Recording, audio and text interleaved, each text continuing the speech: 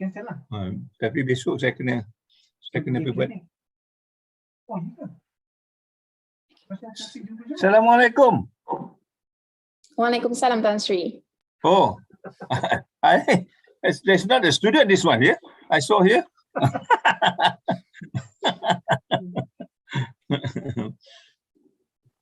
Inshallah, we'll begin our events right now. Okay. Assalamualaikum warahmatullahi wabarakatuh. Greetings of peace and blessings to all. Thank you so much for joining our event today. My name is Ifa Zawi. I am second-year student from Kuliah Islamic Revealed Knowledge and Human Sciences, majoring in English Language and Literature. Before we begin, let us recite Kitab Al-Fatihah to get blessings from Allah Subhanahu wa Taala. A'udzubillahi minasyaitonir rajim. Bismillahirrahmanirrahim. Maliki yaumiddin, iyyaka na'budu wa iyyaka nasta'in.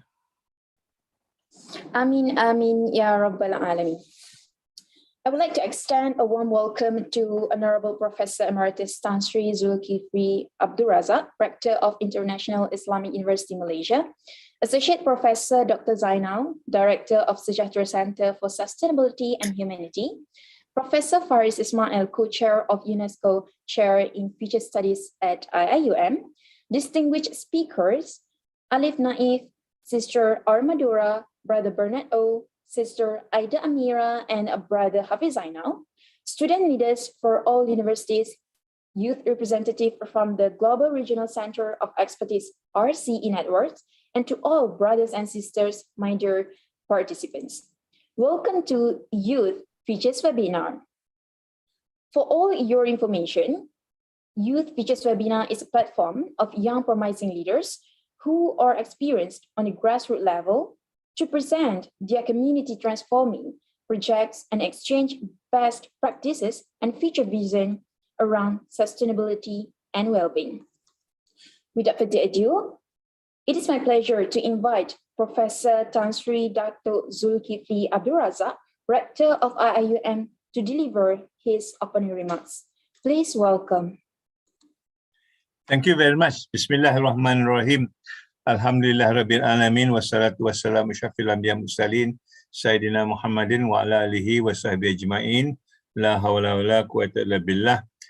Professor Faris, Dr. Zainal, fellow students, brothers and sisters, let me first of all thank Allah subhanahu wa ta'ala for giving this opportunity to meet on an occasion which I think is very meaningful to me, especially involving students and younger generations, and also in relation to the future. I think this is a very important sort of combination, young generation and the future, because you, as been often being said, are the leaders to tomorrow. But more than that, I think you are also the shapers of the future that is going to come. We have been talking about the future a lot, but oftentimes students and the younger generations are not taken into account in a serious manner. So today, when I see the list of speakers, mainly from your generation, I'm indeed very pleased. And I hope this is an opportunity that will be repeated time and again, so that we can come and listen to what you want, what you think, so that we can also work together in trying to realize some of your dreams. I'm saying this because at one time I used to be as young as you are. If you don't believe this, maybe 50 years ago, I was just like you, and we are also looking for the future and trying to shape our identity. Of course, during that time, it was not as challenging as today. With the kind of technology, the kind of changes in the surrounding ecology, climate change, and very recently this COVID-19. And none of those I think we are subjected to, but yet I think the challenge at that particular time was just as challenging, in the sense that the country was undergoing a kind of transformation in terms of trying to liberate the economy of the country particularly. I still remember when I was a student, we always count on the enthusiasm of students to interpret what the future is all about. Then I think poverty is still a big issue. Then I think majority of the economy of the country are still under colonial powers, although they are not around anymore.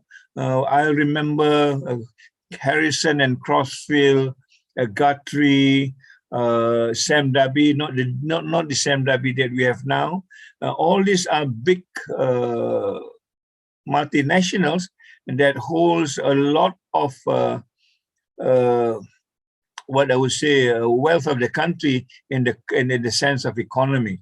So I was then trained to be very critical over what we need to do to own what we have, and this is working with the people, working with the community, talking among ourselves, coming up with our own solution are the practices that I really enjoyed.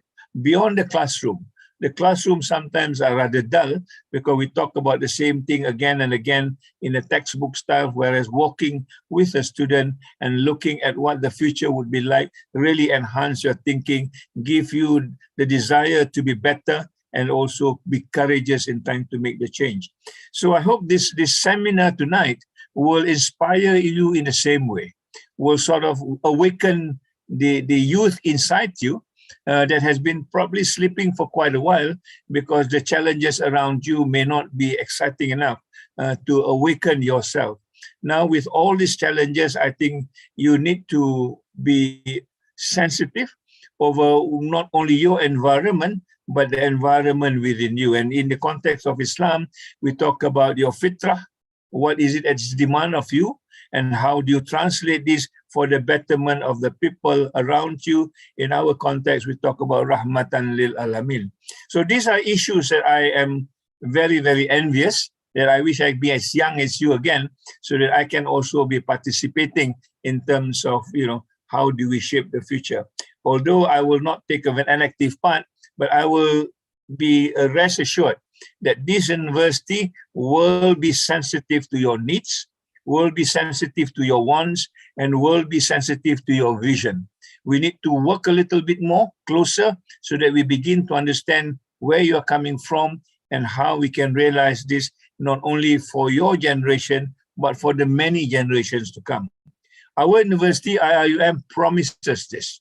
If we look at the vision of the university, we talk about the upliftment of human quality, the quality of life, and also civilization.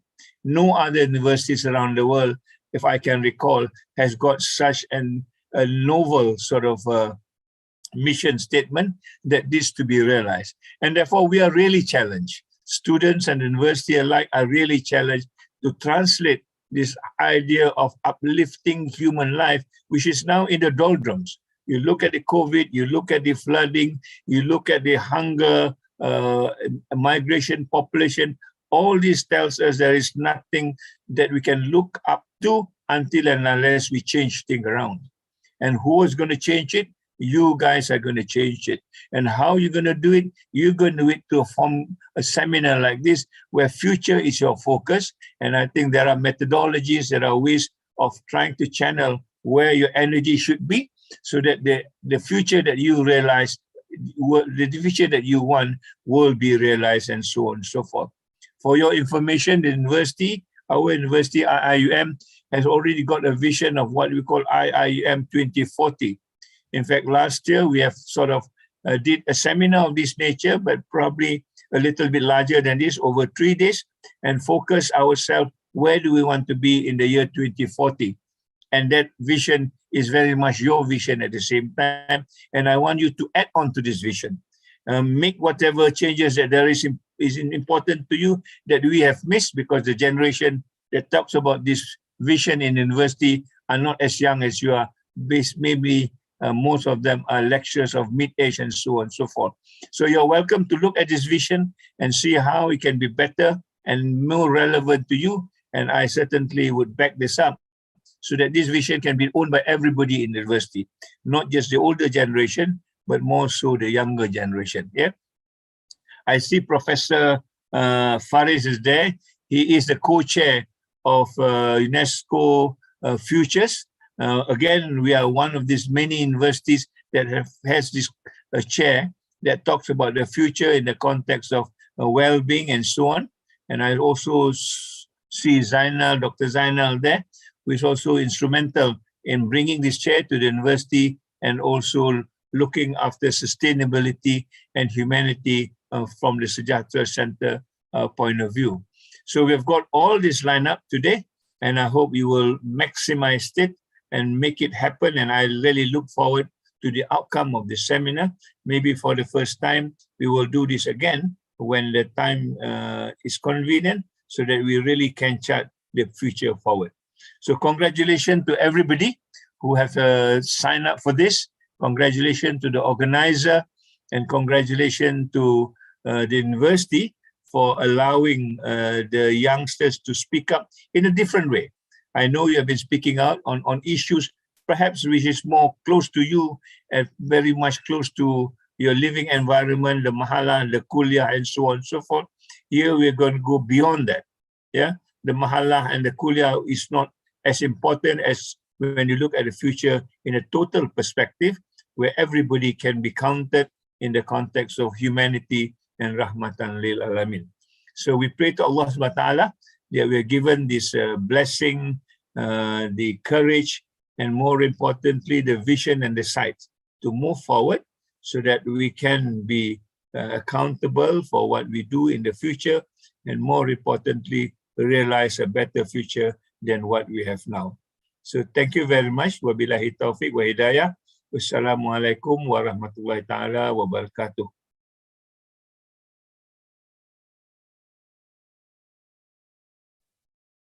Waalaikum salam warahmatullahi wabarakatuh. Thank you so much, Tan Sri Zulkifli, for the opening remarks. And so for the participant who just joined us maybe a few seconds ago, you are still not late to join our event tonight, because after this, we will continue with our main agenda, where we will be listened to the presentation from our speakers tonight. And then we will continue with the panel discussion session. And then near to the end of our event, we will entertain a few questions from you during the Q&A session. So without further ado, we will continue our event tonight with a presentation from our speakers. So we will start the first presentation with, we'll be focusing on education empowerment, where sustainability is the mission of education and education is a bedrock of sustainability. And it is exciting to have with us Brother Bernard O, a program manager at Pemimpin GSL, which is an organization focused on improving school leadership in Malaysia. So with the topic of excellence schools, begin with excellence school leaders. Please welcome Brother Bernard O. Hi, everybody. Thank you so much, MC, for the introduction. Before that, please allow me to say good evening to Honorable Prof. Emeritus Tan Sri Zulkifli Abdul Razak, Rector of International Islamic University Malaysia, Associate Professor Dr. Zainal, Director of Sejahtera Center for Sustainability and Humanity, Professor Faris Ismail, Co-Chair of Unesco Chair in the Future Studies at IIUM, distinguished speakers, Mr.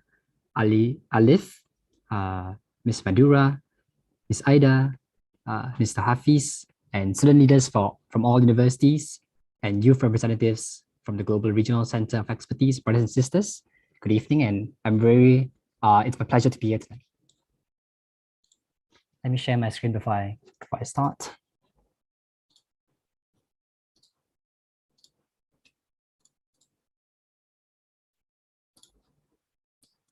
All right, can you give me a thumbs up if you can see my screen?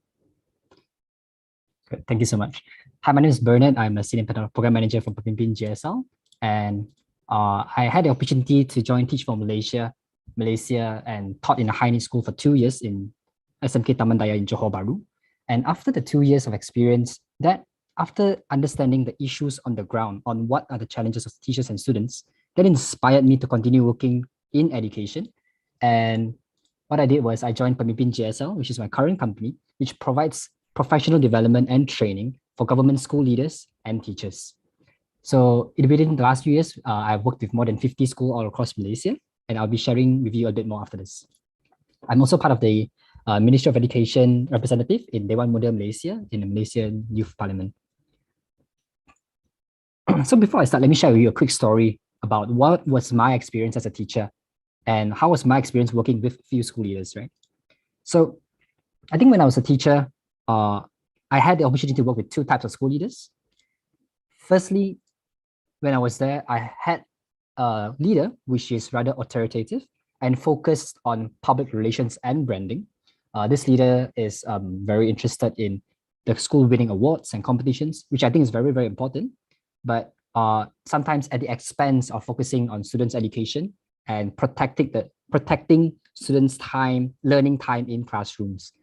And what happened is when what we want to do doesn't really align with the school leader, we will tend to get transferred away. So for example, if the school leader wants us to be skipping classes, teachers to be skipping classes and focusing on branding initiatives, like producing a promo video and things like that, some of the teachers didn't felt very comfortable with that because teaching is still our core duty. So then these teachers will be sidelined and sort of pushed away.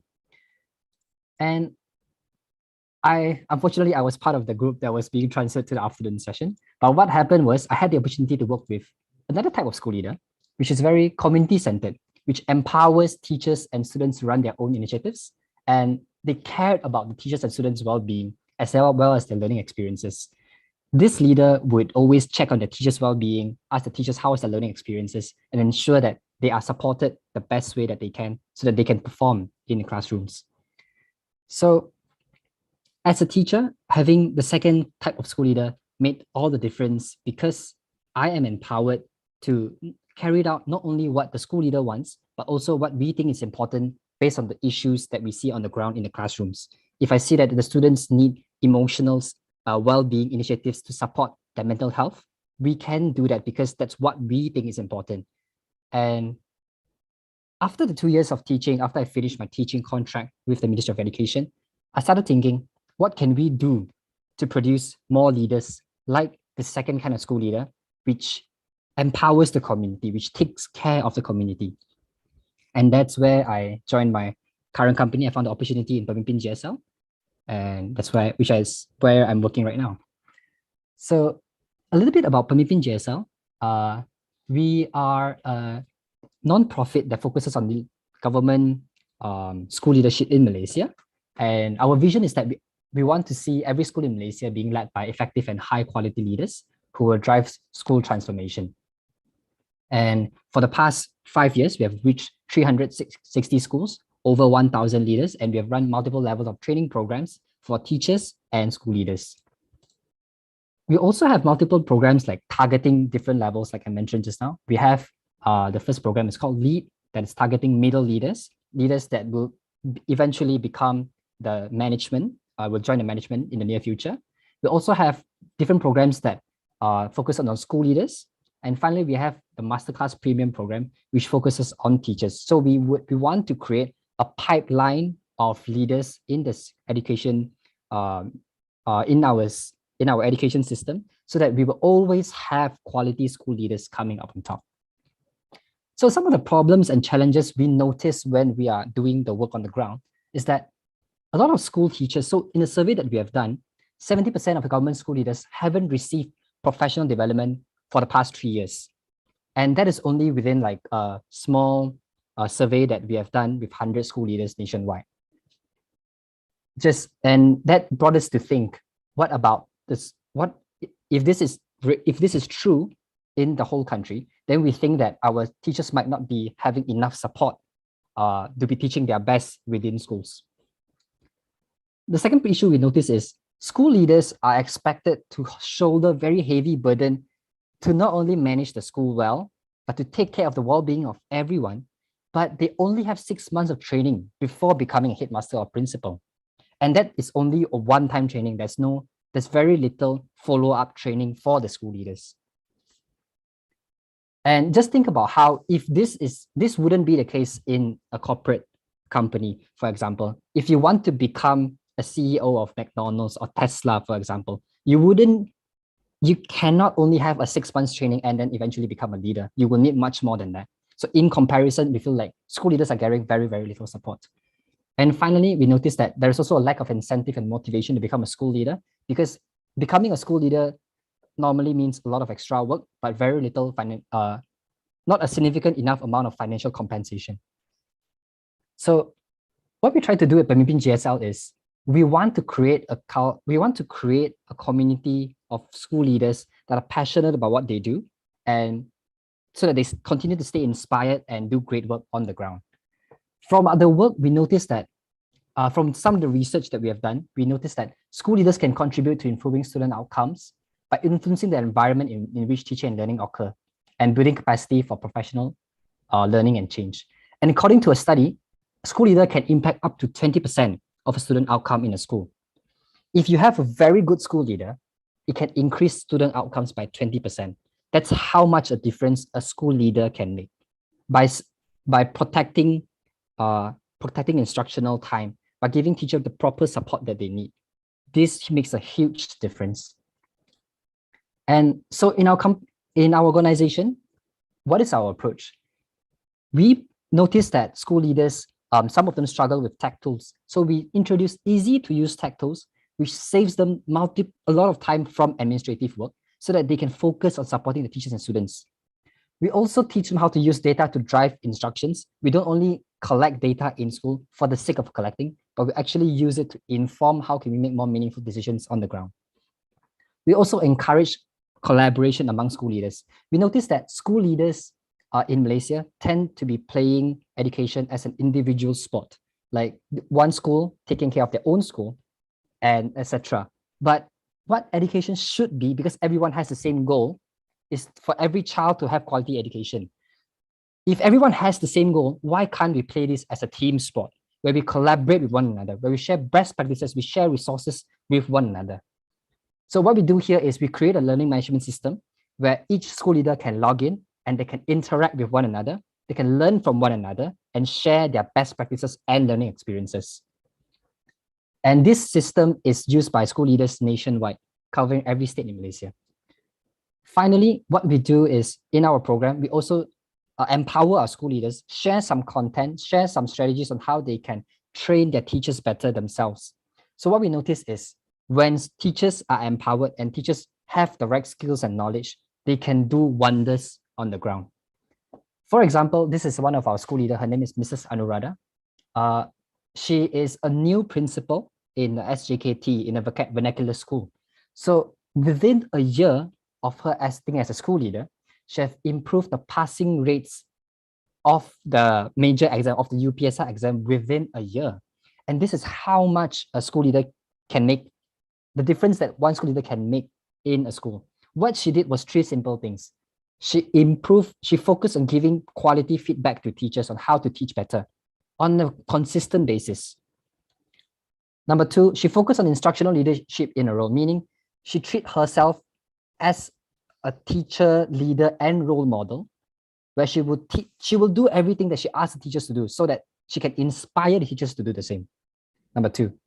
Number 3, she will always check on their well-being and ensure they are teaching better. With these 3 simple things, and she does it consistently, the teachers' quality have improved and student outcomes improve as well. And we also noticed that on the left-hand side here, we have, okay, let me see whether I can open my editor. Okay, so on the left-hand side here, we have actually one of our school leaders and teachers joined our workshop, and we noticed that when she has all the knowledge, tech tools, what she did was she go back to her own school to share with everyone within the school. So during MCO last year, a lot of teachers actually struggle with teaching online. But once we researched simple ways and tech tools that they can use, we shared with this individual leader, and she went to share with multiple teachers in the school. And not only that, she went to her district and shared with multiple schools in her district. And that's how powerful teacher empowerment is. If you empower one teacher, you can empower so many others.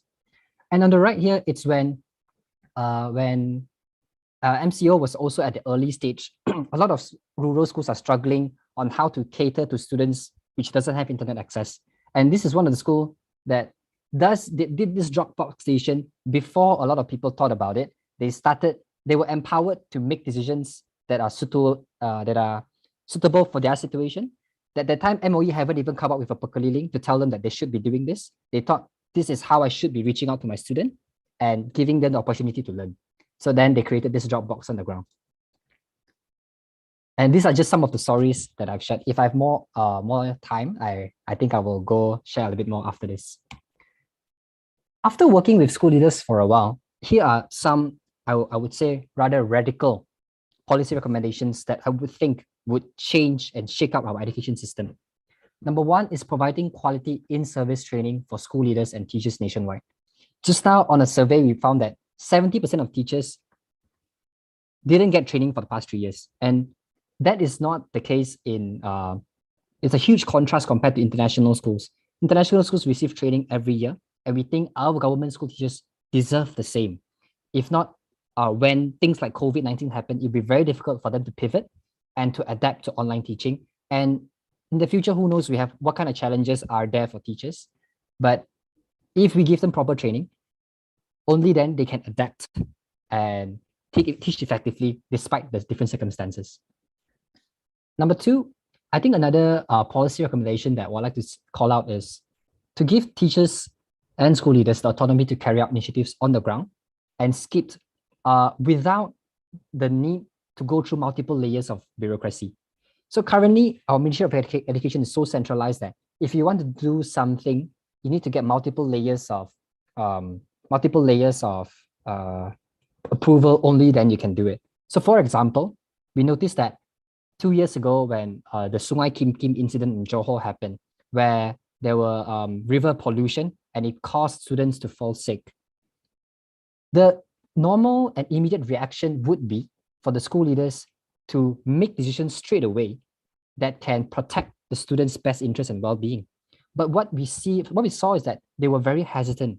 And we understand, because living in a system that is so centralized, they are afraid to answer to the to the officers that are above them.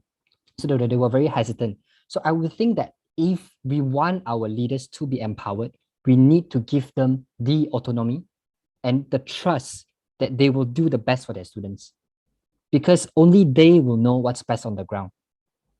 Finally, another thing that I noticed is in the Ministry of Education, there might be some teachers who have taught for a long time, but that doesn't necessarily mean they are very inspired to continue teaching. So I noticed that with teachers who are, for example, taking the pension scheme, and after working for 20+ years, they might be towards the end of the service, but doesn't necessarily mean they are very inspired and motivated to do so. So another radical idea I have in my mind is to require school leaders and teachers to renew their teaching license from time to time. I think this is one way that we can ensure that only the quality teachers, only the teachers who really want to continue teaching would stay, so that one day every child can have access to quality education. So in the work that we do, we always work towards this final vision. I'll end with this.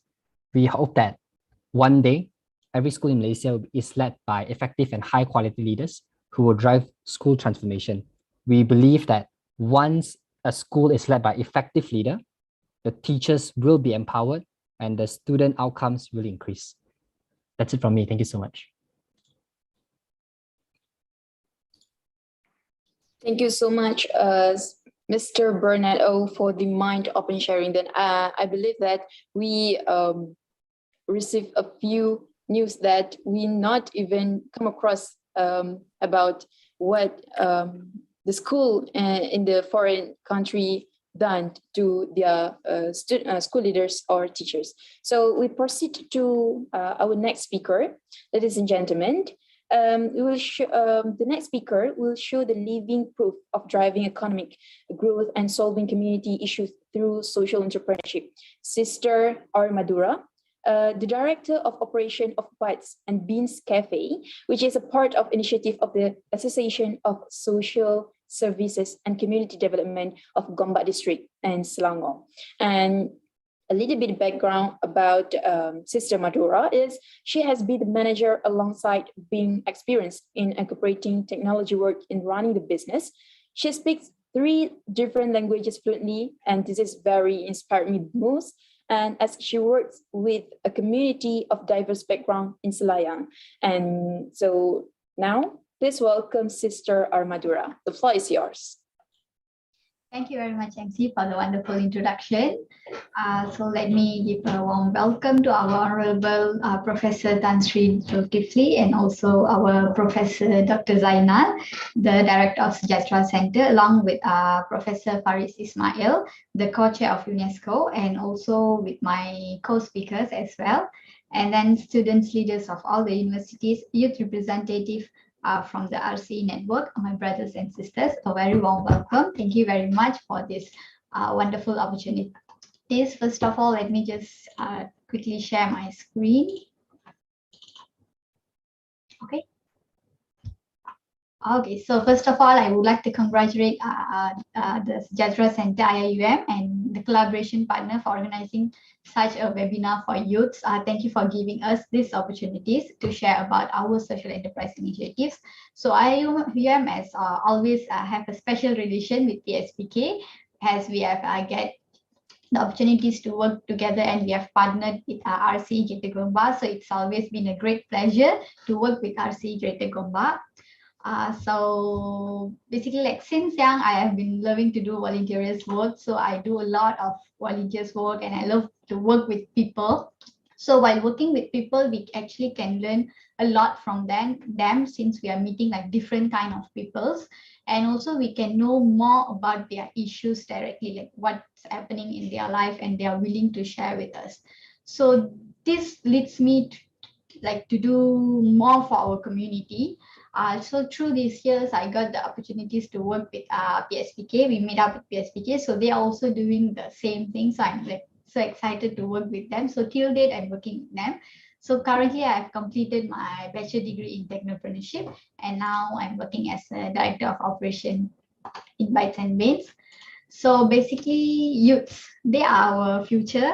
And the youth empowerment can curb the rate of poverty to a large level. And one of the key to empowering the youths is with skills development. So when a youth is equipped with the essential skills, they can utilize them to feed, assist others, and also invest for future, adding the nature economically. So entrepreneurship has been evolved and in becoming the future career of the nation. So yeah, the pandemic hit hard so everyone is getting involved in this and our country is moving towards IR 4.0 and digitalized world.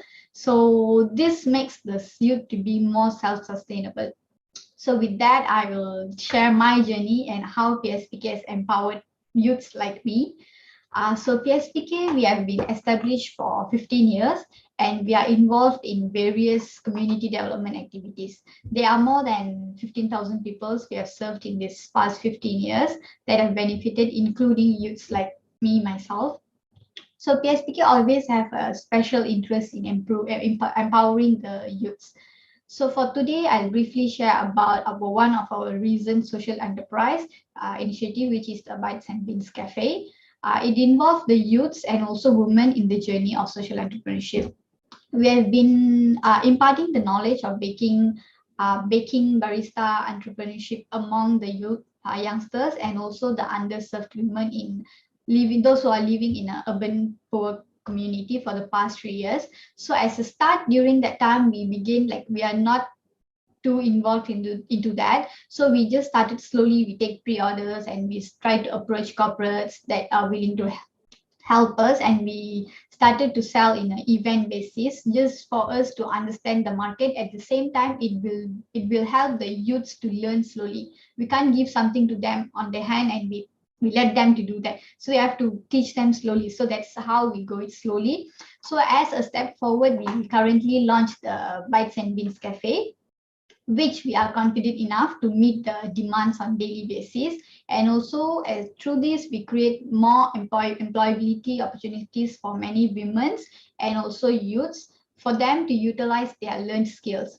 So this was made possible with the support of few certain organizations, and also they have provided more required skills for the self-employability at the right time just before we launched the cafe to ensure the team are actually beginning with their new career to educate their knowledge. So the cafe is being like operated and managed by a team of youths from a various education background. So it's not everyone are not everyone are degree holder or diploma holder. Some are just SPM, some are dropouts. So basically they have a different kind of education background. But when we gather as a team, we can mix around and we can teach each other. So this cafe, we mainly consist of a few coordinators for let's say in F&B or R&D, marketing, promotion. So they are we do have a few teams in that. So everyone knows and they can play their crucial role as we give the importance for the good governance and sustainability development. So our cafe's simple concept is that to bridge the trained women and youths, to bridge the trained women with the youth team to promote it at the cafe as for sustainability. So our cafe also is a mission aligned with sustainable development goals. Specifically for this project, we will be focusing on the goal 8, which is decent economic and growth, which focus to have a productive employment, sustainable economic empowerment, and inclusive growth.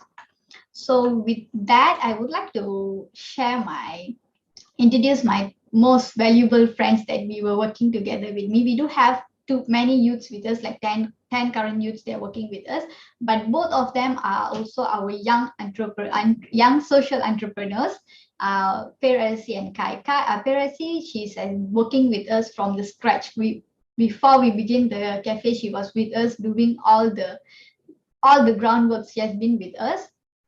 So currently she did a diploma in accounting, and now she is studying for bachelor in business administration at Must College.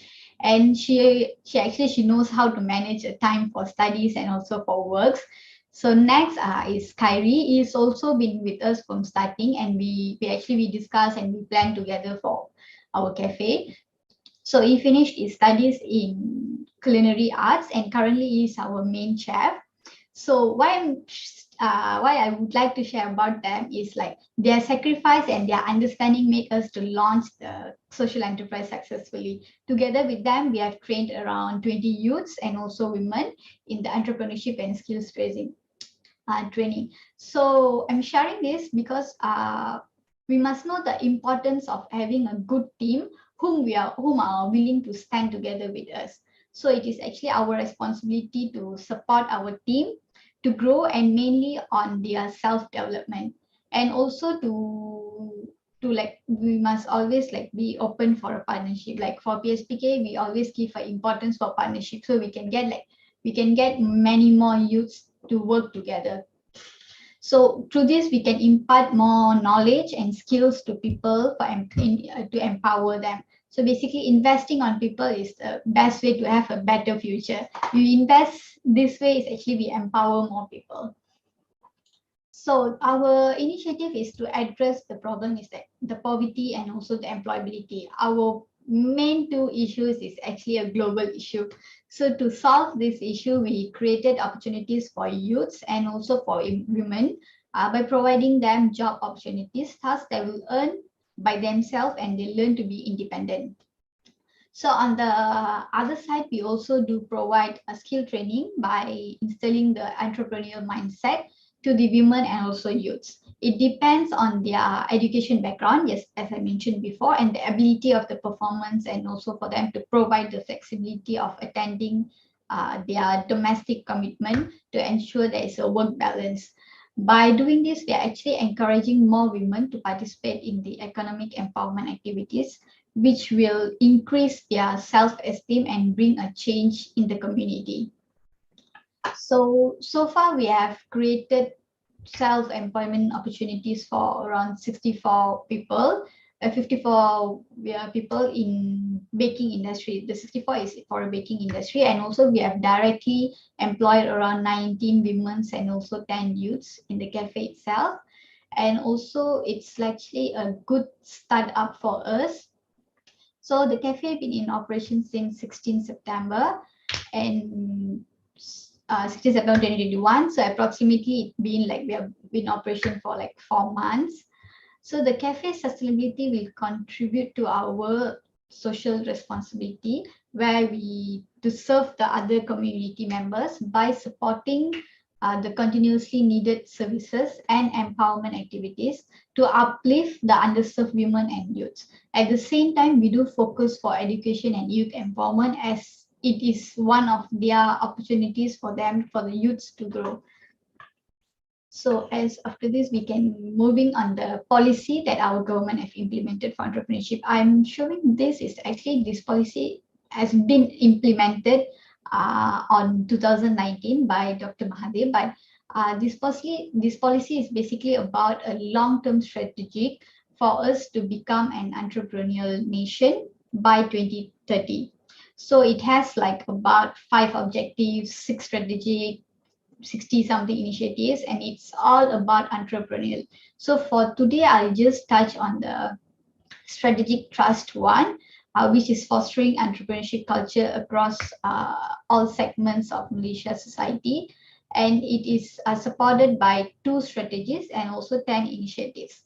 So let's see on the strategic one, which is basically totally about build critical mass of entrepreneurs. So it's about creating entrepreneurs all over our nation, which VSPK already been doing. We have basically the initiative is to promote entrepreneurship as a career among the youths, women, and also B40. So nowadays, mostly people are thinking like, okay, we can do a business at a part-time job. So while we are having a full-time job, so they think, okay, we do for a business as a part-time job. So no, you must realize that entrepreneurship itself is a full-time self-made career. And we can choose, okay, I just want to focus on this, and consistency always brings the best. We can focus on one and we do the consistency, we can make anything. So we must like stop seeing ourselves as a part-time business person and start seeing ourselves as a self-made entrepreneur.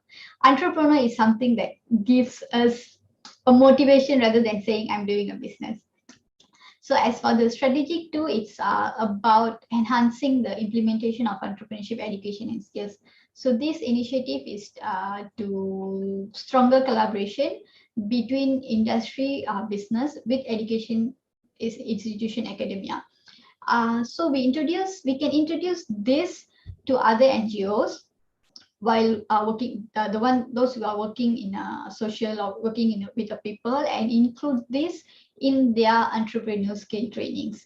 For youths, at the same time, we can emphasize more about policies and government opportunities. So every even introduce this in entrepreneurship course will be like, because I don't think that not everyone know about this entrepreneurship policy since it's new and everything. So we try to include this in all the entrepreneurship subjects, and those who are doing any business, we must try to give them, okay, we do have a lot of opportunities available there.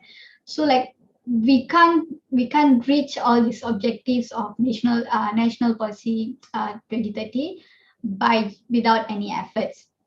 So we must create opportunities for them by being creative, innovative, and please dare to take a risk. We must dare to take a risk in entrepreneurship. There are youths like they don't want to do something because they're scared of doing that. Don't just dare to take a risk. We can face the consequences, no worries. So at the same time, we must try to create as many opportunities as we can, so that we'll approach the youths and also grab the opportunities that are available. So basically, this is just about our media coverage. We have lots of media coverage, but this was the Stars Media was one of the top reached social media, which covered by the Star, and also they posted in their YouTube channel and all that. So with this, I would like to share a short video with all you, and we can wrap up. So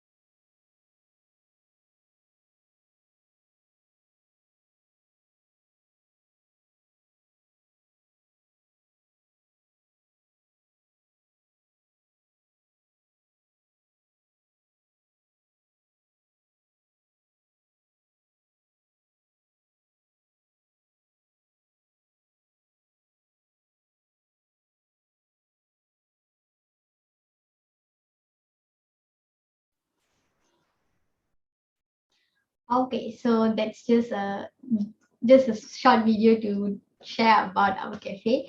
So last but not the least, we are always open for collaboration. So currently we are strengthening our delivery units to double the sales and also to experience the e-commerce platform. So if there's anyone who are looking for projects or you're willing to invest or share your thoughts, also you're always welcome. We are happy to work together with experts that have better idea and we can generate greater productivity towards community sustainability. So that's all from me. Thank you very much for these opportunities.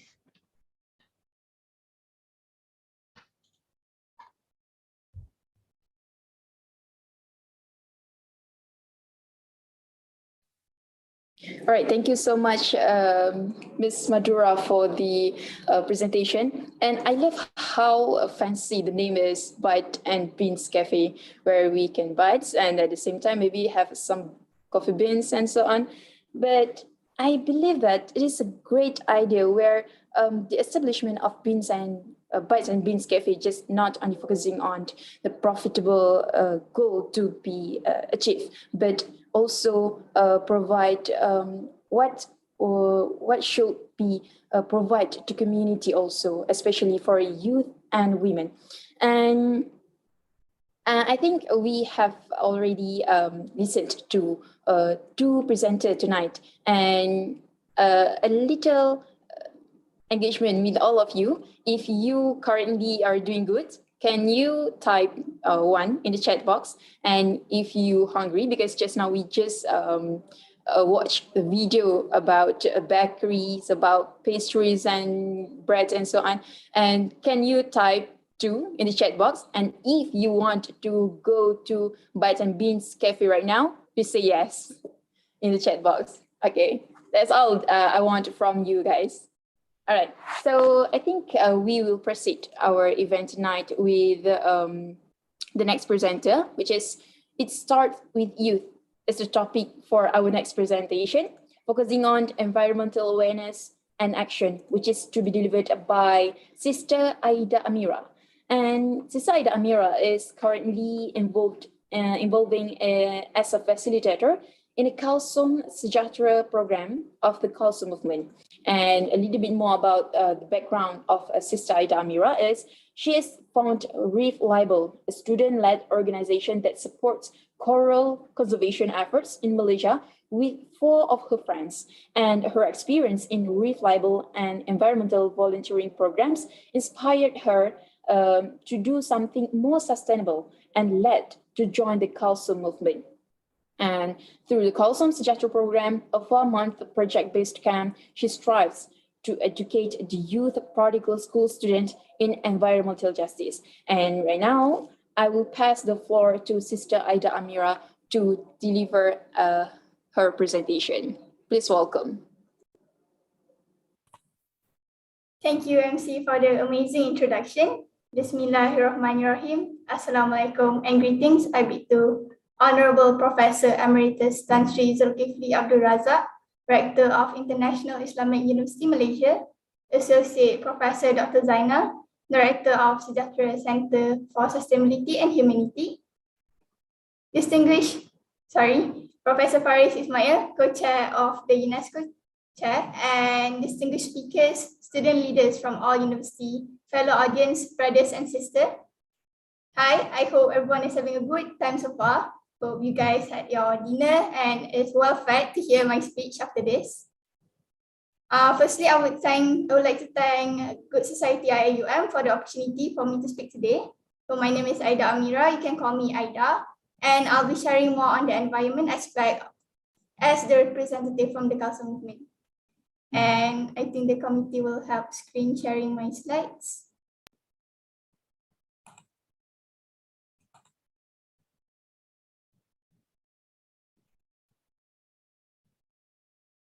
All right, so we have heard from the earlier speakers about how you can contribute in education and in economy and the impact they make, right? So I find it, and when I talk about environment aspect, I find it important in every raising awareness or advocating something to have a sense of purpose, because that purpose will become a sense of motivation that will become a motivation for you to keep going on and that motivation will later on be developed into a passion. So protecting the environment is our social responsibility. You can see the next slide. Why? First and most straightforward is that there is no planet B. We only have one, so obviously we should protect it, and we also need to protect the ecosystem, and it's essential for our well-being because the ecosystem provides us with our most basic needs such as food, water, clean air, and also everything now. So like if you want to achieve something, obviously you need your basic needs to be met, right? So basically, both direct, we should combat climate change and also plan our individual action and collective action to help solve these environmental issues.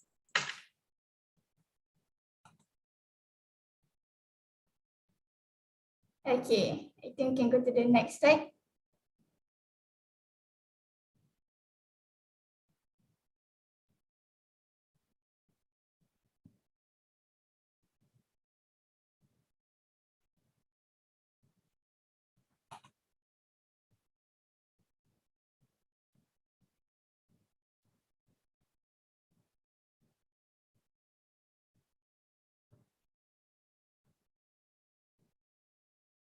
Okay, in the meantime, I think I can just proceed my sharing without slides. So another reason is that we should pave the way for the future generation. We should start by our generation to live a sustainability lifestyle and start it so that the next generation will just follow suit. And the sooner we begin to take responsibility for the environment, the better. And next, I'll be talking about intersectionality in environment. So, if any of you haven't heard about intersectionality, it's actually the interconnected nature of social categorization, such as race, gender, income, and class. You can see at slide number 3. So social categories are aspects of our identity that interacts on multiple levels to create discrimination, exclusion, social inequality, and systemic injustice. So if I were to word it as an example, so an environment issue that I think we all know about recently happened was the flood situation. So during the flood situation, we know that the flood victims' houses were damaged, property were damaged. So this property would include education resources such as books and laptops. So the students who wants to learn, especially from the B40 income group, will struggle, and this can lead to education inequality among the social classes. So that is why the marginalized will be further marginalized. So why I point out about this intersectionality is because maybe one of you in the audience might not be interested in advocating for environment. Maybe you think that it is not your job, or like maybe you're interested in a different cause such as education, women empowerment, mental health. But eventually you realize that all these issues are actually connected and it all relates to one another. So next, I'll share about my experience, what led me to become the Cultural Sejahtera Director at slide 4. So I volunteered for Wildlife Conservation Project by an NGO. I think you can just proceed next. Okay, sorry for the technical difficulties. So in Advocacy Journey, you need to educate yourself to be aware of the current issues. What you can do is just by following social medias on the internet and just scroll through Twitter, scroll through Instagram, where there are many infographics regarding environment. Then the next steps you can take is to join short courses or any environmental organization. So personally, I learned the most by doing. So when I joined a volunteering program, I learned a lot through that, just a 1-month program. Then we can practice and talk about it. Slowly and surely practice the lifestyle and encourage your family and friends to do so. And lastly, to give back, join or start a movement and by spreading awareness through social media. So how did I start? Just the same timeline. I educated myself by just following social media accounts. Then I joined Wildlife Conservation Project that was organized by Charisma Movement. And I started to share what I learned from the volunteering program in my social media, and which led me to join the Council Movement as the Council Sejahtera Director. So I volunteered for the WCP project. You can see pictures at the next slide. So this WCP project was the start of my involvement in environmental related project. This is where me and 4 of my friends started Reflyable. When we address issues regarding coral reefs, we chose to handle a specific issue. Let's say maybe you, when you start an organization, you would think just a general one, environment. But then we particularly chose coral reef because we find that when you handle a specific issue, it's easier to set up goals and to plan the next steps of action. So we fundraise and donate an amount of money to our collaborators, such as Quentin Marine Research and Alunan Coral Project. All this was like during May and June 2021. So it was just at the comfort from our home. So you can see it's all screenshots. And I had the opportunity to lead a school engagement program for 2 days at SPPI Temerloh, where we had to teach school students and raise awareness on environmental issues. Okay, so why am I mentioning all this is because WCP equipped me with the skills and knowledge and interests, which led me to develop this Kalsum Sejahtera.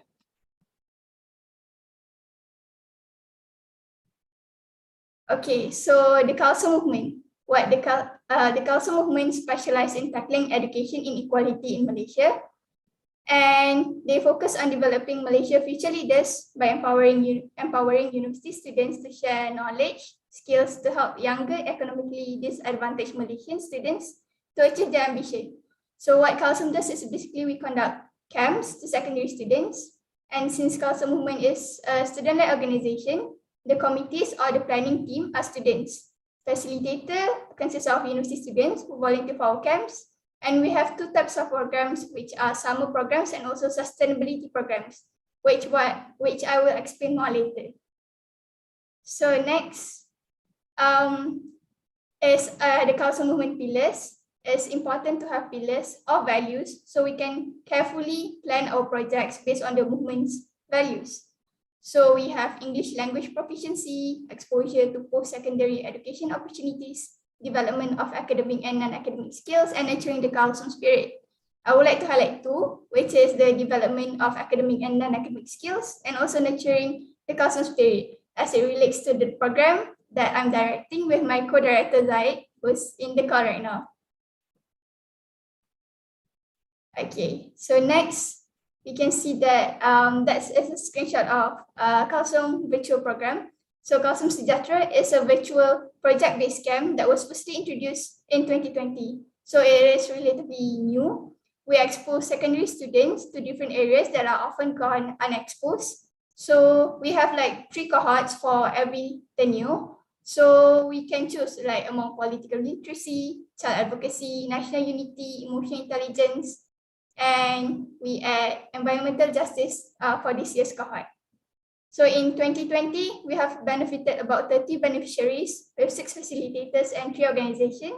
And Kalsum itself has reached out up to like 4,000 beneficiaries since it was established in 1994. So in Kalsum Sejahtera, there are 5 phases. It's just to give an idea how the program goes. Basically, because it's project-based, what does it mean by project-based is that the beneficiaries are expected to conduct a campaign or event based on their cohort. And what happens is that we put 5 beneficiaries in a group, and a FASI, which is a university student, will mentor this group of 5 beneficiaries. So it starts by input development, where we collaborate with established and experienced organizations, because we realize that we might not have enough knowledge or resources to educate them on our own. So that's why we collab with experts. Then it goes to the project planning phase, where we teach the students fundamentals of project management, such as how to brainstorm ideas, and also like how to relate it to the sustainability development goals, and how to distribute work, and a lot more. Then we move on to project pitching. In other words, it would be like public speaking. So we teach students how to communicate their ideas in a project, and the beneficiaries will pitch the project to judges who are our collaborators that was involved in the input development phase. Then we have project preparation, where the beneficiaries do all the marketing, promote, and necessary preparation. We assist them by providing the resources, such as funds and also knowledge, and obviously guidance from our facilitators. and the final product will be the beneficiaries educating their projects. So Kalsum Sejahtera seeks to ensure that these students do not only benefit in improving their education, but enhance their life and people around them. So this initiative ensures that the beneficiaries would be key drivers in their community and become student leaders that will inspire and further organize the activities based on what they learned before. So this is what Kalsum Movement model of action. Basically, we initiate, involve, and give impact. So it all relates to one another, and it's like a cycle. So we initiate movement, we try to involve as many stakeholders and involve as many people we can, and reducing a bigger impact. So next. So Kalsum Sejahtera is a sustainability program. Why is it special? Actually, before Kalsum has summer programs and sustainability.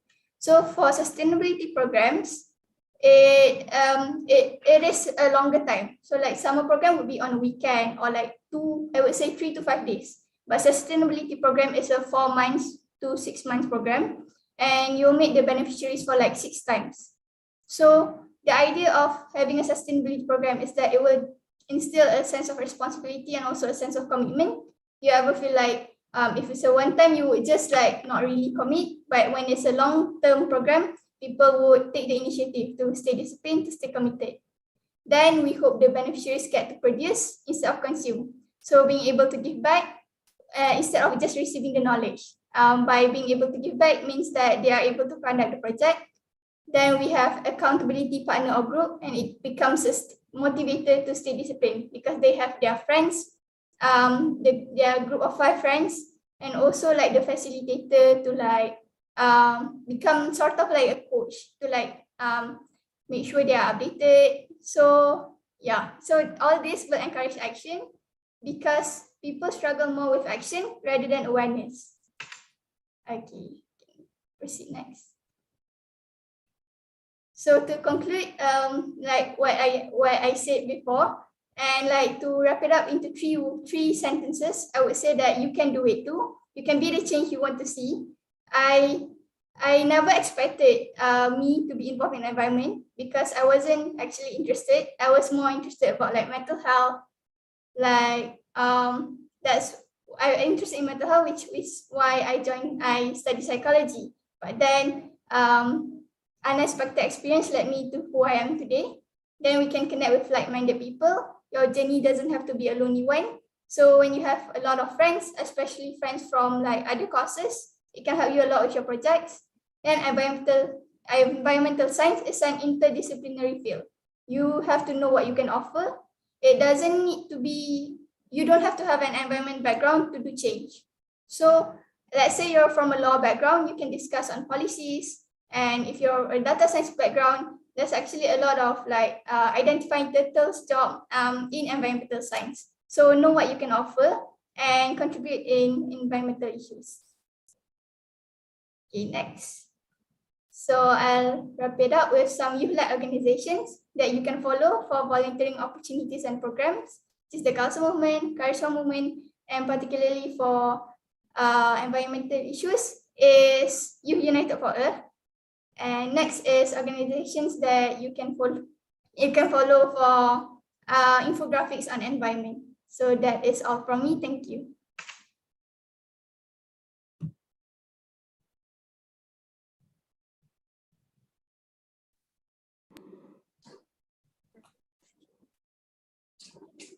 Where is it?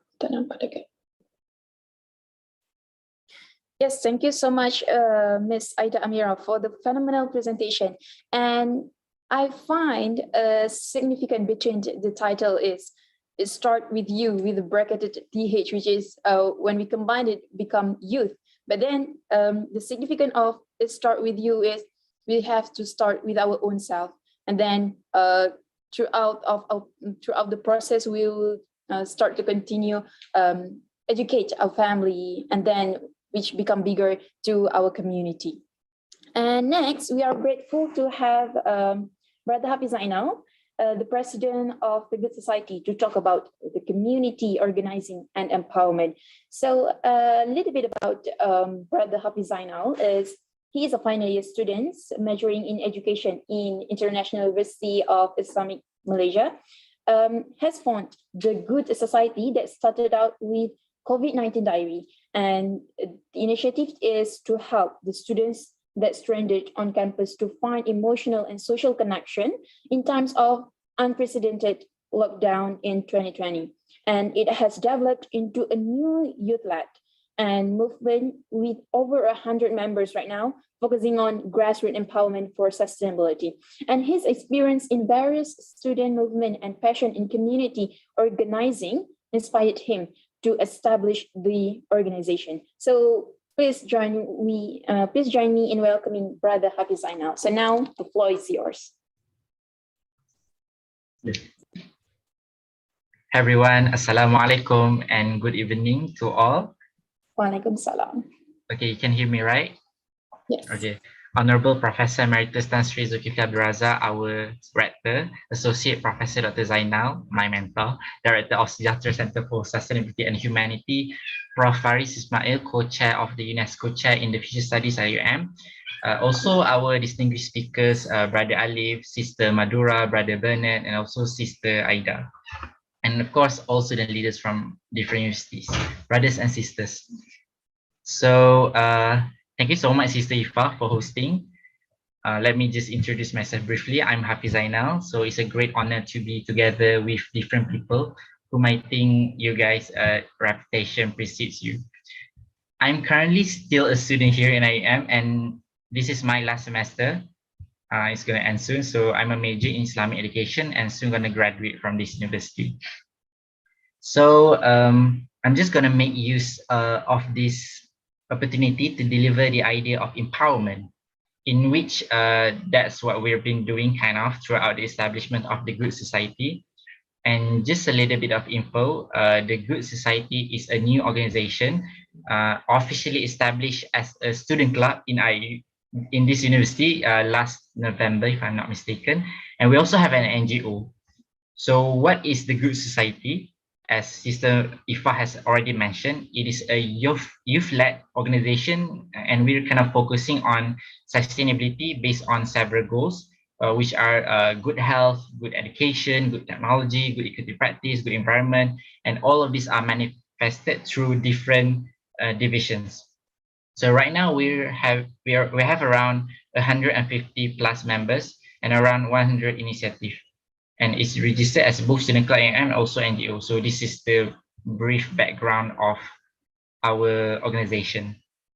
So what is community organizing? So this is topic for today. Okay, let me define it just like briefly. It's how ordinary people, or we can say the powerless people who come together, same vision, like-minded, to bring social changes. That is the definition about one community organizing that I really like. So how it all began, as Sister Ifa already mentioned, I'm going to showcase two projects very quickly, because the idea of community organizing is how, like I mentioned earlier, the grassroots, the powerless came together, same vision, to bring social changes. And this will be on the context of higher education institution, or us as students from university. So the first project that actually kickstart the Good Society is called COVID-19 Diary. It start with the very first MCO in March 18, last in 2020, right? I think that is the first MCO date. If you remember well, at that time, we were asked to stay at home, which is legit because it's the safest road for everyone. But at that moment, at that time, I was thinking, how can activism play throughout the MCO? Because I'm also one of the students that is stranded on campus. At the time, I was alone in my room. All of my roommates has also gone home. So yeah, so I was kind of bored, and what am I supposed to do there, right? So since there are lots of students stranded on campus, I think there ought to be a channel for everyone to talk about whatever they want to talk about, their feeling, for example, right? So yeah, it's quite simple actually. It's really, really simple. I got contact from quite a number of students who are mentally or even financially not doing well at the moment, because we know that this COVID-19 pandemic hits like really hard to everyone. So there are lots of our student community struggling. Some are even suicidal. There is also issues on how detached we are from each other and how we ought to make use of every virtual channels at a time to keep sane, right? To keep on interacting with one another. And because of this, we managed to collect around 33 videos from students.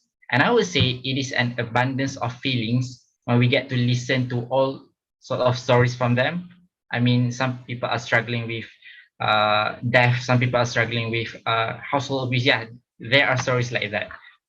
And then afterwards, we realized that it is not only the students who face such issues. Of course, students make like quite numbers of stakeholders here in the university, but we also know that there are also other stakeholders or other people that are also facing such issues. So what we did afterward is that we organized 34 chat sessions from people of different backgrounds, like people from political backgrounds, mental health advocate, public speaker. If you can see here, that there's Dr. Mazli and all. I just can just DM him, and he's like, okay, let's do it. Yeah, businessman, COVID survivor, all of us that have actually been through a lot and perhaps the same stuff, right? And the best part is no one charged us anything, and they're totally doing it for free. That's the beautiful part, of course, and no bureaucracy and all. So it's quite amazing and how these people actually come together. Yeah, 34 chat session, and we just have like small numbers of people doing all of the technicalities, organizing all of this chat session, but it's really, really fun. And we did so throughout Facebook, YouTube, and also Instagram. So yeah, the idea of community organizing in this context is the students is to portray the direct data on how all of these people are struggling. And thus, I think at that time, this might lead to awareness and allow certain parties to come into action. And eventually, a lot of people come assisting the student, be it in terms of financially or mentally. There are mental health helplines that have been established, loss of sponsors. Eventually the government allow us students who have been stranded for months in the campus to go home to be with their loved one, their families, right? So that is the first project that kickstart the good society, actually. Yeah. So as you can see here, yeah, this is some of the I would say impact. You guys can look more into our profile. You can go into our social media, of course. And the second one, I would like to highlight on how our organization, the Good Society, actually practice the empowerment itself. I mean, the word empowerment is a big word. It's a big word. So what do we actually mean it throughout our organization? So we have this project or system that we have employed that is called Members Empowerment Profile. So yeah, this is the Members Empowerment Profile. And how does it works exactly? This is something I really want to share. I don't know about you guys, but for any organization to sustain or to develop themselves in the long run, they should have a system as such, so that we don't, like at the end of the tenure, we have to find new people, new people. Eventually those people might run their off the cost from the good society itself, right? Because we have a vision, we have a mission, we have the goals, we have the principles. Of course, we need the people who really understand the idea. So how we do it, we have this kind of system to sustain our organization. So it's important that when we're organizing, we should give our members the space to develop themselves. I mean, we must ask ourselves, how does our organization help our members to grow?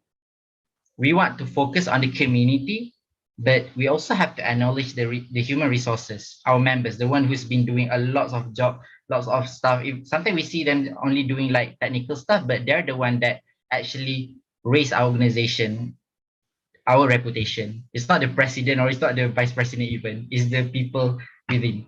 So how does our empowerment work? So as you can see here, yeah, we allow our students to actually choose the various means of activism niches in our organization, the Good Society. Like if you're into equality, you can join community and diversity. We have that division. If you're into like gender justice or women empowerment, you can be part of Empower Her. If you're into environment justice, we also have the environment wing. You can join Good Planet team. And when they are ready, when they undergo about like 3 years of empowerment process through our organization, we can connect them with the outside NGO for them to also participate outside campus. Right? Also, we put everyone, there's also a system called a rotate system in which everyone should get the chance to try different new skills and units. Yeah, you can see here, this is the general overview of how we craft the empowerment planning for each member. Yeah. Yeah, this is the member empowerment profile. So what are the tangible outcomes that we managed to recognize? So yeah, these are some of them. We trained 42 new talents that can now host, moderate, and become speakers. And afterwards, they got invitation from other society as well to be anything that they are requested to be. We also organized 18 students to run for offices in campus election. Two of our projects are given seed funds for startup, and one project become an official student-led IUM flagship project. This is because when we have a particular system, we can actually utilize and empower our human resources to their fullest potential as much as we can within our capacity. I mean, empowerment is a big word, but it's really, really important that every organization look into this so that they actually take care of each and one of the member, so that we don't feel like empowerment is only about all of these leaders coming up front, but also about each and one of our members. All right. So if you guys want to know more about organization, you can look into our social media.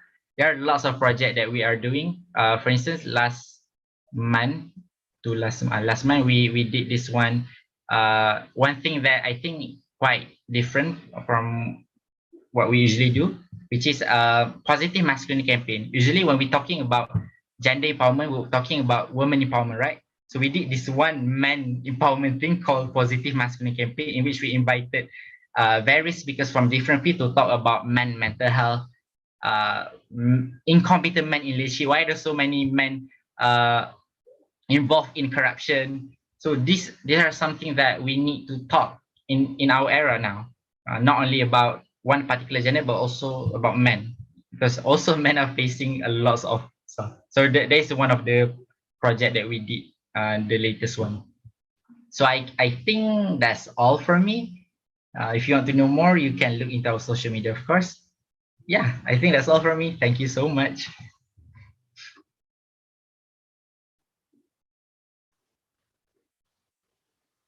Yeah, I hand back to this.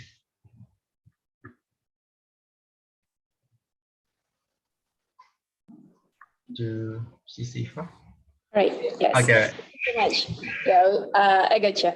And thank you so much, Brother Hafiz, for the very insightful explanation. And it is very important. I believe that the goals that set by the good society is very important for the future, where we are not just shape the individual, we just not set particular identity for that individual, but then we provide them with the skills, with the anything that requires them to be someone in the future. That this is very significant with our discussion tonight, where we provide them with the requirement that they really need to the future. So next, we will get the enlightenment with an activist movement that is more on intellectual side from Brother Alif Naif. So a little bit background about Brother Alif Naif is that he majors in a political science at IUM, and he has been prolifically publishing articles on a various platform while being he is head of operation of an intellectual students movement called Virtue in IUM, and he has been awarded as a young philosopher of the year 2021 award in World Philosophy Day at University Kebangsaan Malaysia, UCAM. And right now, please join me in welcoming Mr. Alif Naif to present an autonomous thoughts and intellectual activism.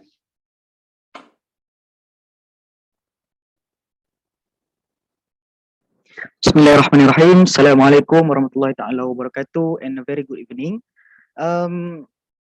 Honorable Professor Emeritus Tan Sri Zulkifli Abdul Razak, Director of International Islamic University of Malaysia, Associate Professor Dr. Zainal, Director of Sejahtera Center for Sustainability and Humanity, Prof. Faris Ismail, Co-Chair of the Unesco Chair in Future Studies at IIUM, fellow speakers, Sister Madura, Brother Bernard, Sister Aida, Brother Hafiz, student leaders for all universities, youth representative, and also brothers and sisters.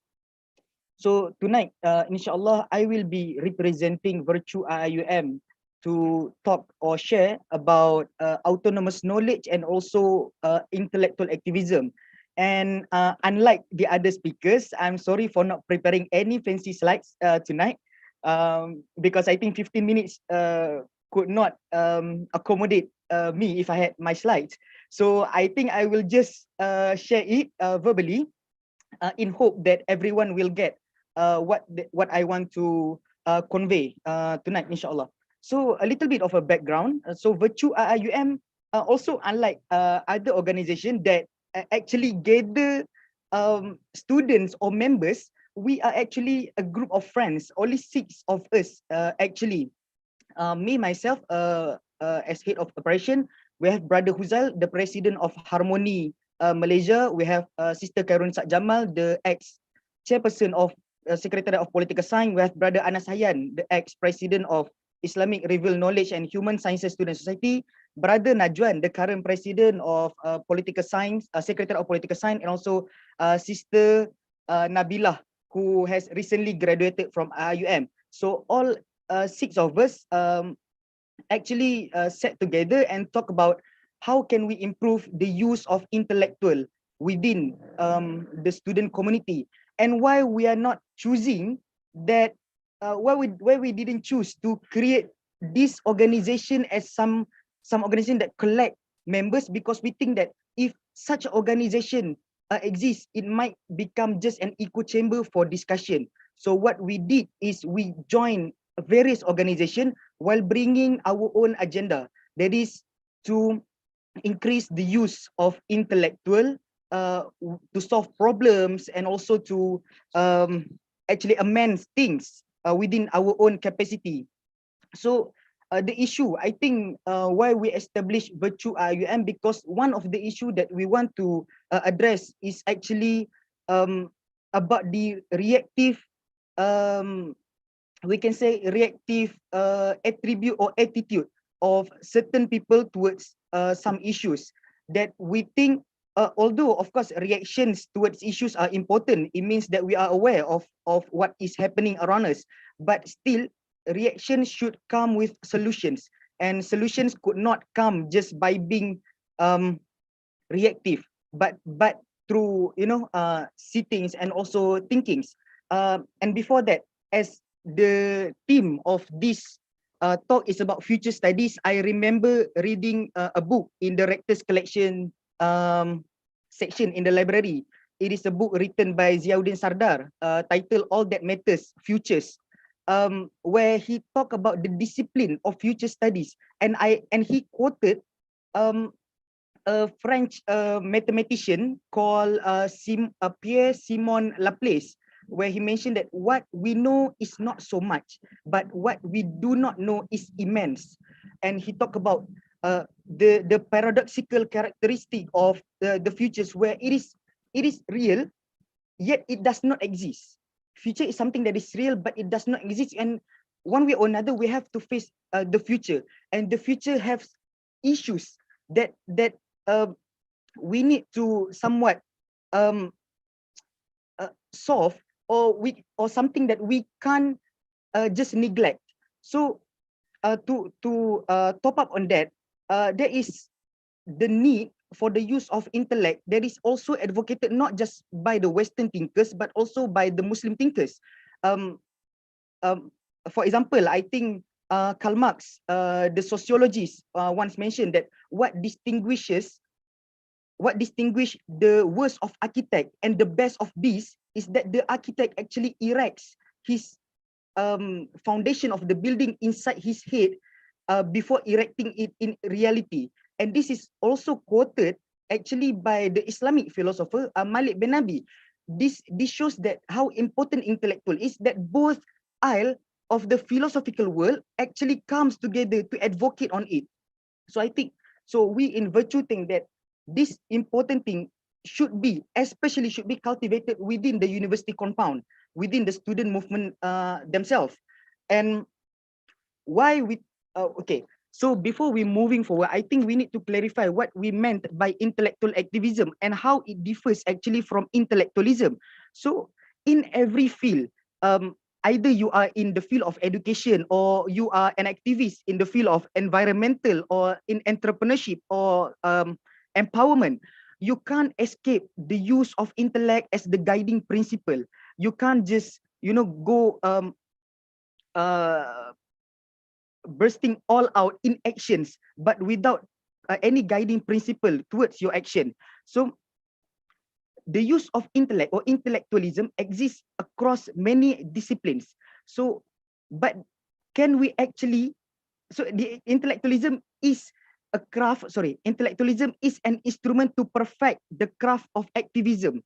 But the question is now, can intellectualism itself become, can intellectual itself become activism, can become the activism instead of just an instrument to perfect the craft of activism? And for us in Virtue, yes, actually we can, I think, derive from the idea that intellectualism exists across disciplines. There is a need to actually urge all the discipline for the use of intellect. So this is what we meant by intellectual activism. That is, we are advocating the use of intellect in any activism or in any disciplines, in any actions. So how does we promote the idea of intellectual activism? Of course, I think the most common one is through the public discourse or the culture of debate, or through organizing talks. But this thing should not be viewed as mere means, or should not be viewed, for example, a public discourse should not be viewed as mere public discourse, but to see public discourse as an end, that it actually promotes intellectualism to be used in everyday life.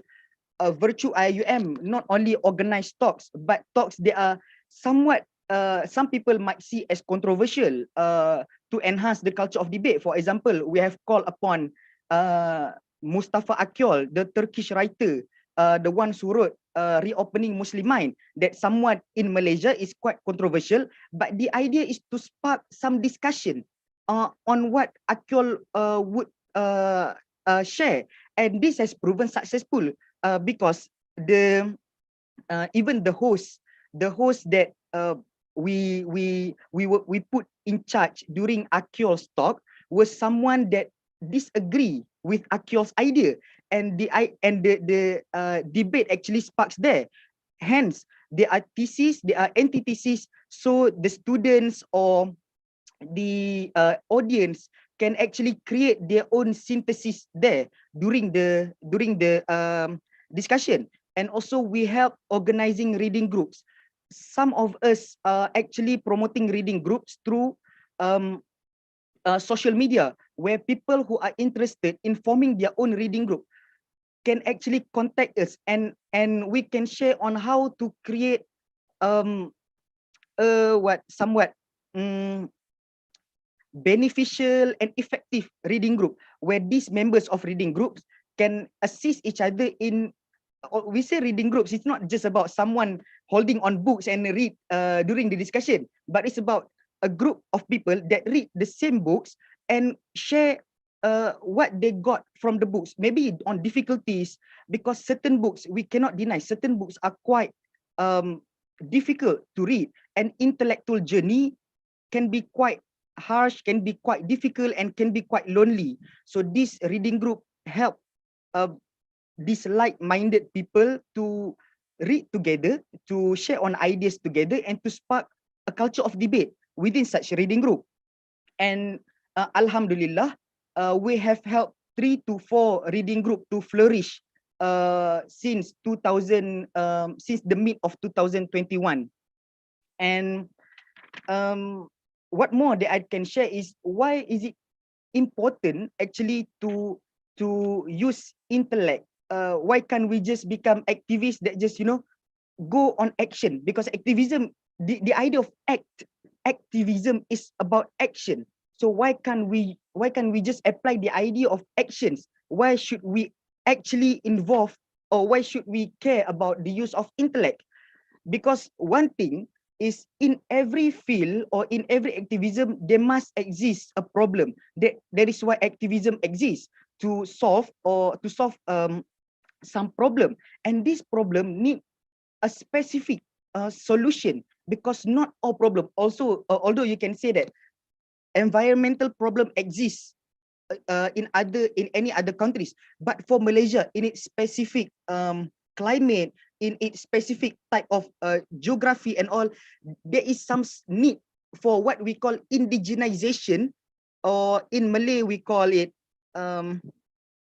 indigenize, pengaslian of solution, indigenization of solution, where each problem has its own specific sets of problems within the problem. So there is a need for specific set of solutions that must cater to the specific part of such problem. As I mentioned, this idea actually we got it from the idea. This is what we call autonomous knowledge, somewhat not bounded or not bounded by or not captivated by solution that exists in all other places, but to think on our own solutions. And this indigenization of problems actually should be implemented in policies, because one of the problem that this is mentioned by Prof.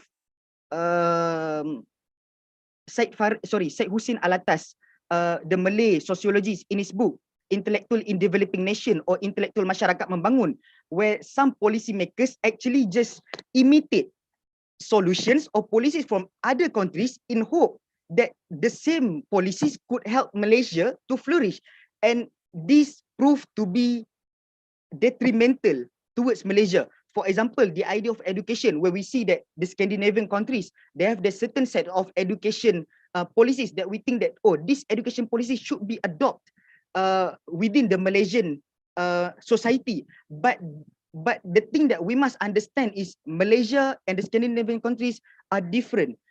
So there is a need for the solution. Yes, we can take inspiration from such solution, but there is the need to indigenize, or to mengaslikan those solution to so that it can be put into context with the Malaysian political, social, and also historical context.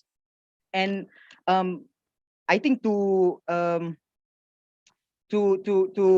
conclude my sharing tonight, I think that everyone should strive for intellectualism as the whetstone to sharpen the knife of activism, because as knives won't stay sharp forever. So there is a need for intellectualism to come again and again into play and to be put into activism frequently. And that is what virtue intend to do. Although we are not, we don't have hundreds of members, but Alhamdulillah, within every society that we were put in charge, we have implemented such ideas, and Alhamdulillah, it has been proven beneficial for the society that we are in. I think that's all from me. I pass back to Sister Moderator. All right, thank you so much, Brother Alif Naim, for the wonderful presentation. And I agree with that, where the problem is that they have a specific solution for that. And we cannot just only view it from the bird's-eye view, where we just generalize it, and this and that problem, we can just do only one solution. Not that. I believe that a specific problem have their own specific solution. So now we are not at the end of our event yet, but we have heard and watched to all 5 presentation from our speakers tonight. And before we continue to the next slot, which is panel discussion session, I would like to invite Tan Sri Zulkifli to maybe have a little overview about overview or opinion regarding overall presentation by our presenters or speakers tonight. Please welcome. Thank you very much. Thank you very much. I am really indeed very excited over the presentation, not only in terms of varieties, but in terms of quality. Definitely, the youth of today is very much advanced as compared to the youth of my time. We were more of practical activists, to use Alif's terminology. We are much more on the ground trying to solve problems with our hands rather than our heads. So you have moved one step ahead. I hope you are still useful with your hands, but the heads and hopefully the heart will come in at the same time. This is what the university is trying to do. When we talk about activism, it's a kind of a total solution. Not only we work, but we also think and empathize at the same time. All these things that you do will not come to fruition if you don't have that feeling of sympathy and also moving it in a fashion that you will create new solutions for new times and new era. So I am really very, very excited, and I hope this could be somehow rather put into a kind of a documentation that you can share with other people who are not able to be with you tonight. I see 54 people. I would expect next time 540 to join in, so that we can get this mass group of people immersing themselves into the youth of tomorrow. So congratulations all, and I am very proud of you, and I hope this will be a kind of a regular session that we exchange ideas and coming together. At the end of the day, I think you must come together. Living in separately, I think what Kalsum do and what Alif do and what Hafiz do, I think must also be connected. And also what Madura do. Madura, I'm quite familiar with your bits and bytes, and particularly the roti Bengali. Everybody must have a taste of the roti Bengali. Yeah. You know, that could be probably the mascot of this youth of tomorrow. The roti Bengali is there since I was a kid. It seems to have survived for a long time. So congratulations, and I hope you will successfully make this into something which is new in terms of learning. So I'm very proud of you, and also very proud of the organizers that think of this as a way to move forward, inshallah. So Assalamualaikum, and thank you very much. I'll be listening to the panel. I hope the panel is as good as a student, inshallah. All right, thank you so much, Tan Sri, for the view on all of the presentation tonight. So, inshallah, we will continue our event with the next slot, which is, I think the main agenda for tonight is the panel discussion session. So in the past hour, we have listened to the inspiring sharing from our esteemed speakers, representing the various fields where I can flashback, which is the empowerment, the intellectual, the entrepreneurship, economy, and so on, and also environment. And to reflect deeper on our title today, which is Youth Features Webinar.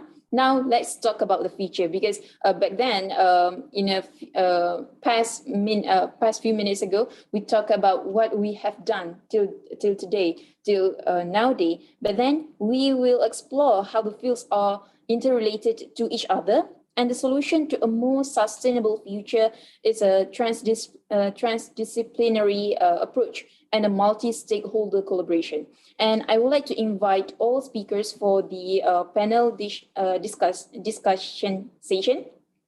And bear in mind that each speaker has to answer the question posed in 2 to 3 minutes only, because we will continue the next with the Q&A session.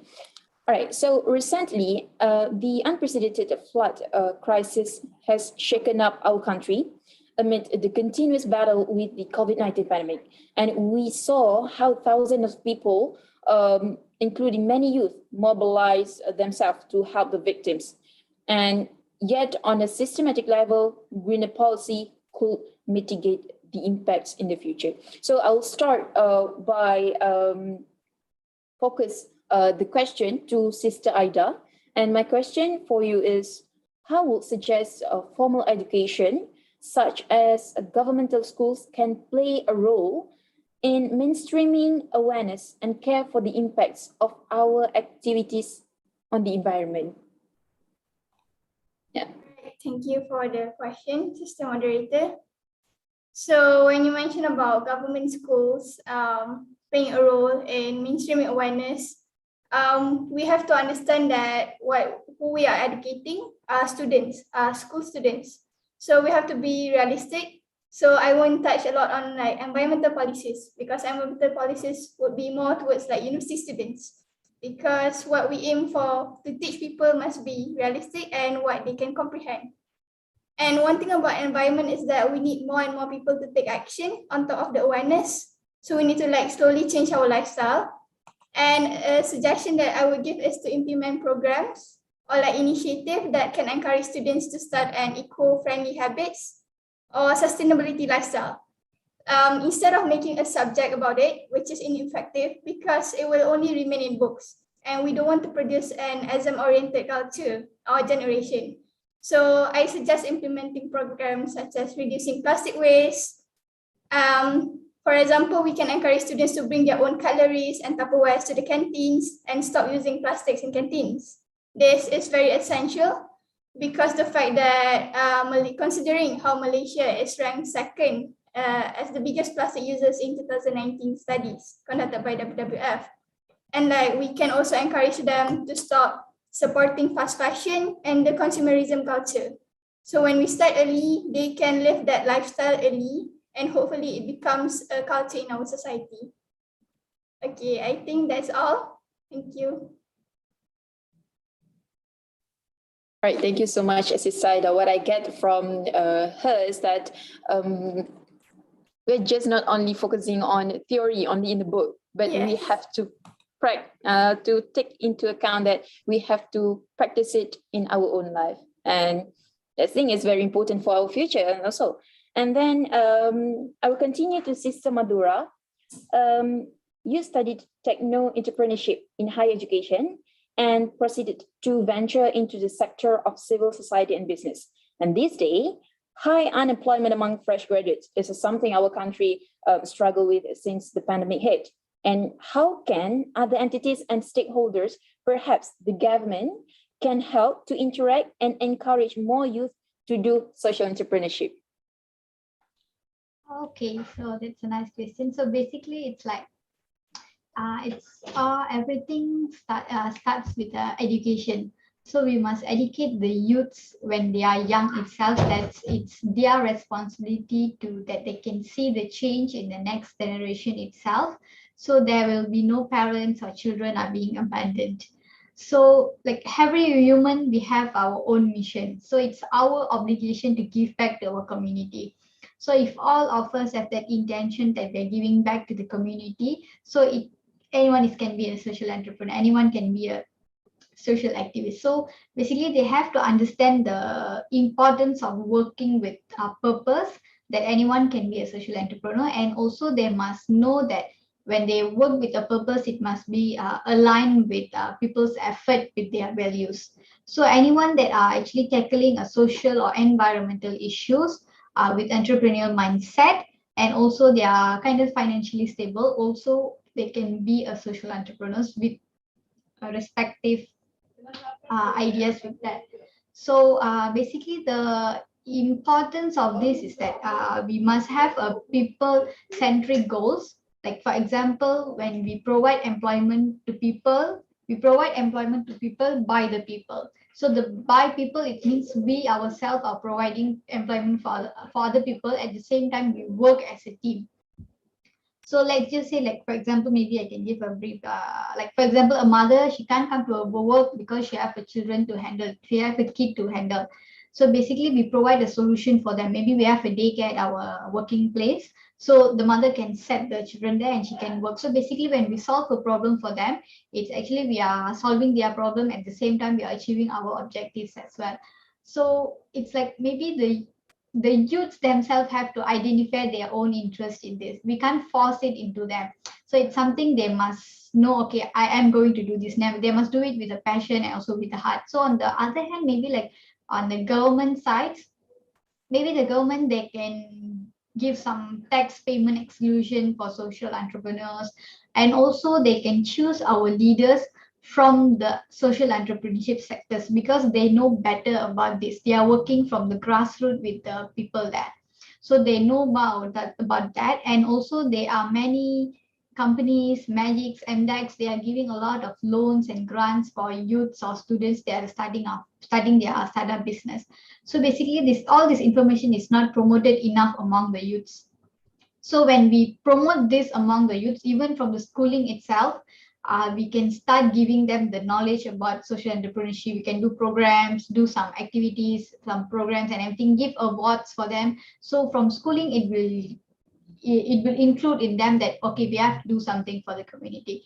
So like sometimes our university students are coming to do some social work, but they are coming just to complete their credit hours, not to do something for the community. So it's really we have received many students. So they are coming just to complete their credit hours. So instead of giving like credit hours, maybe we can give subjects, or we can say that, okay, it must be a compulsory for the youth or the student to work closely with the people-based organization.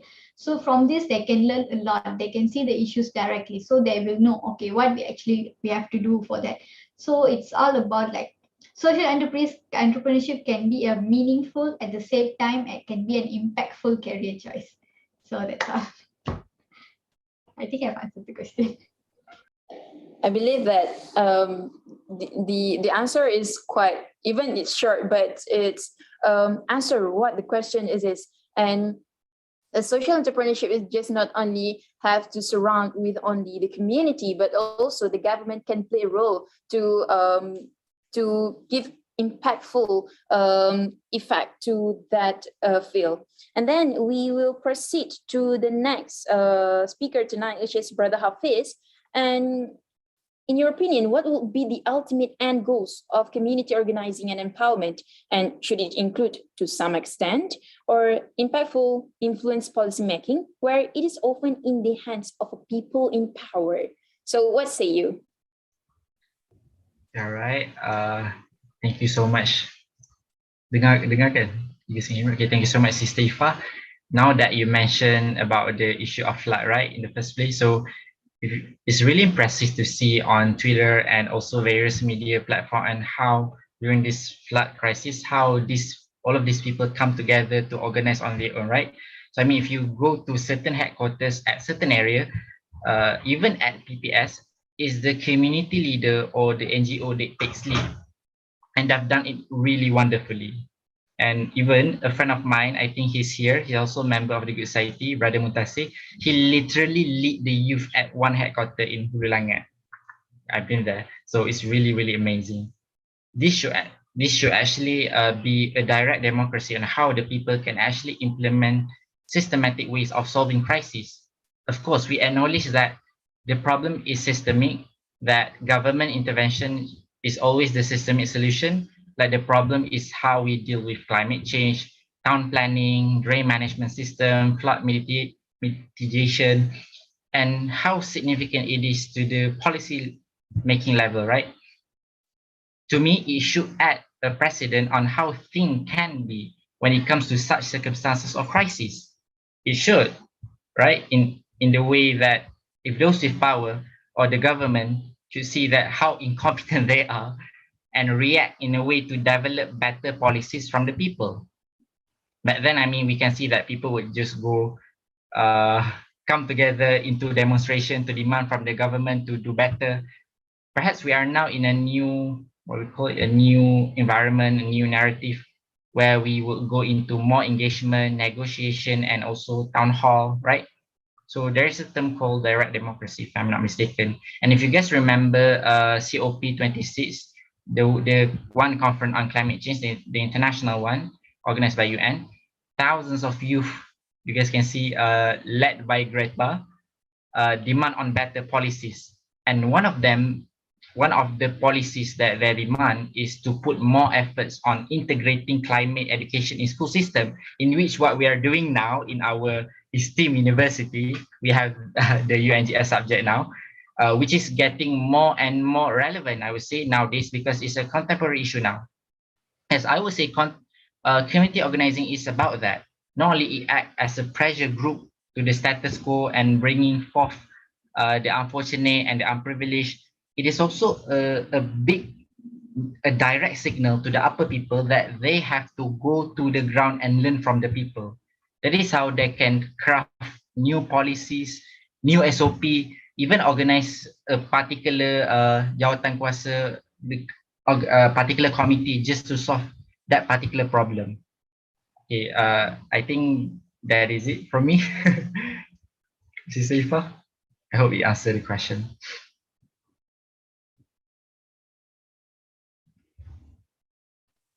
All right, thank you so much, Brother Hafiz, for answering that question. And we will proceed to Brother Alif as to answer this question. As somebody who has served as an elected youth leader both in a public institution and a grassroots movement, same as Brother Hafiz, do you echo what he says, and what are your other observations in this matter? Thank you, Sister Moderator. I think to answer the question is that to see the importance of policy making process as a part of politics, because certain things, there is one understanding in politics. There is human regulates the affairs of politics, and politics regulate the affairs of men. So in this sentence, we can see that man is the subject and the object of politics. So to regulate, if we say about the situation or the situation of flood, for example, climate crisis, it is the affairs of men, and how to regulate it is through politics, and how to regulate politics is through men. Sorry, when I mean men, I mean human in general, mankind in general. So in these terms, we can see that if the wrong leaders or leaders who apparently did not use their heads during the formulation of policies, we can see that bad policies will not become something sustainable. For example, we can see that in this latest climate crisis, one of the policies formulated as a reactive policy is, we can say that cash handouts. For example, just an example, cash handouts. Although we can see that cash handouts is actually quite important in helping the flood victims, but it is not sustainable. What is more sustainable is we have green policy, so that the government, so that these people or the flood victims affected will not be affected in the first place. So there is no need for the reactive policies of like cash handouts in the first place.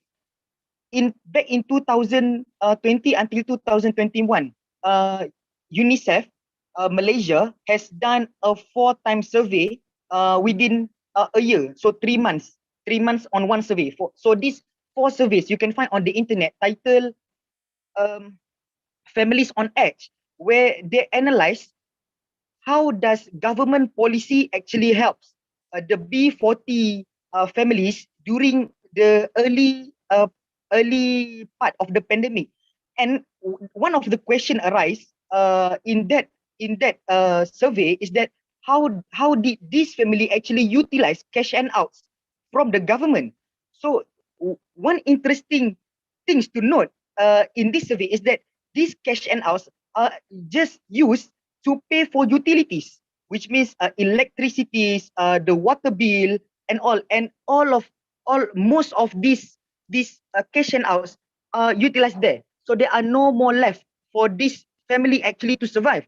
So we can see that how reactive policies, how policies that just, policies that just on top of the head, not something that become a proper solution when it become a conduct. We can see how it is detrimental. These families, although they receive maybe 1,000, maybe 1,200, but throughout the year, it cannot help them to sustain. So to be sustainable, if is to have a person of mind, person of intellect, not person of material, to be put in charge of politics, to be put in charge in policy making process, so that all of the societies could benefit actually from a better policy. So yes, I concur with Brother Hafiz on the matter. Thank you.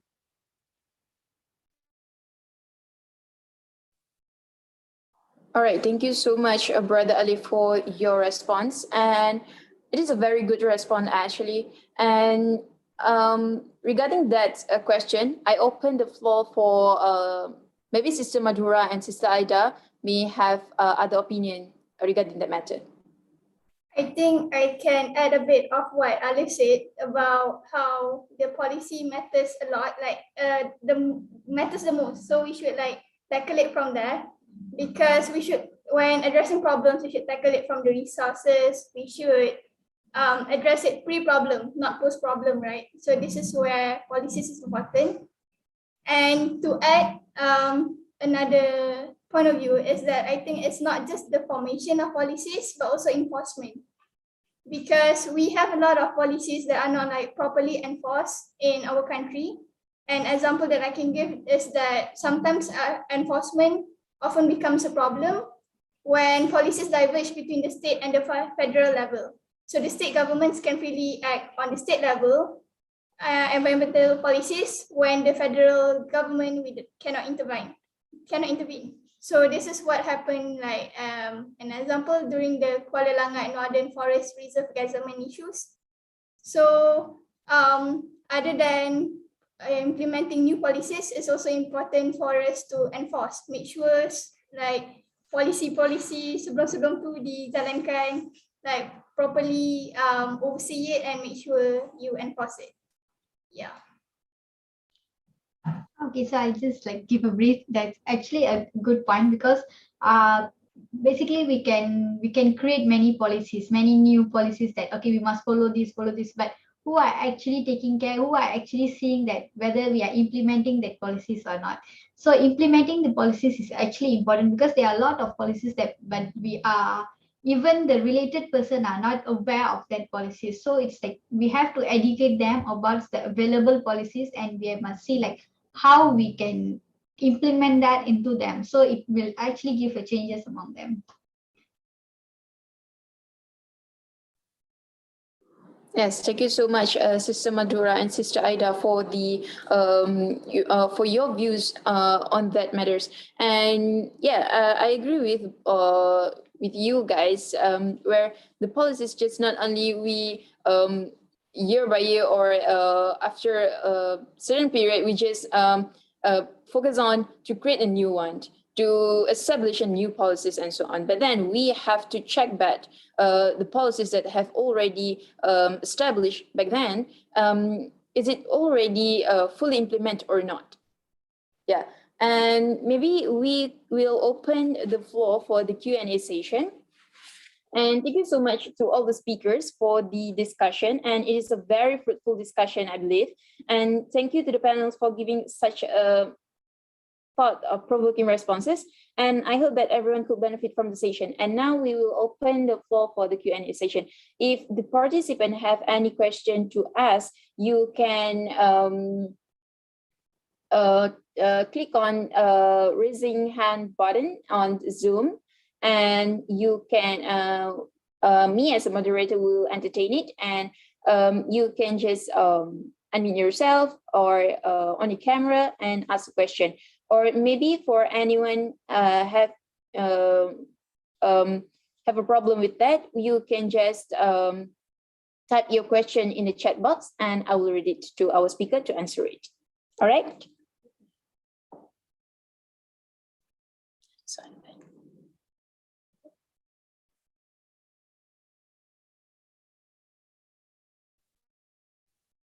a question from that we received from the chat box, which is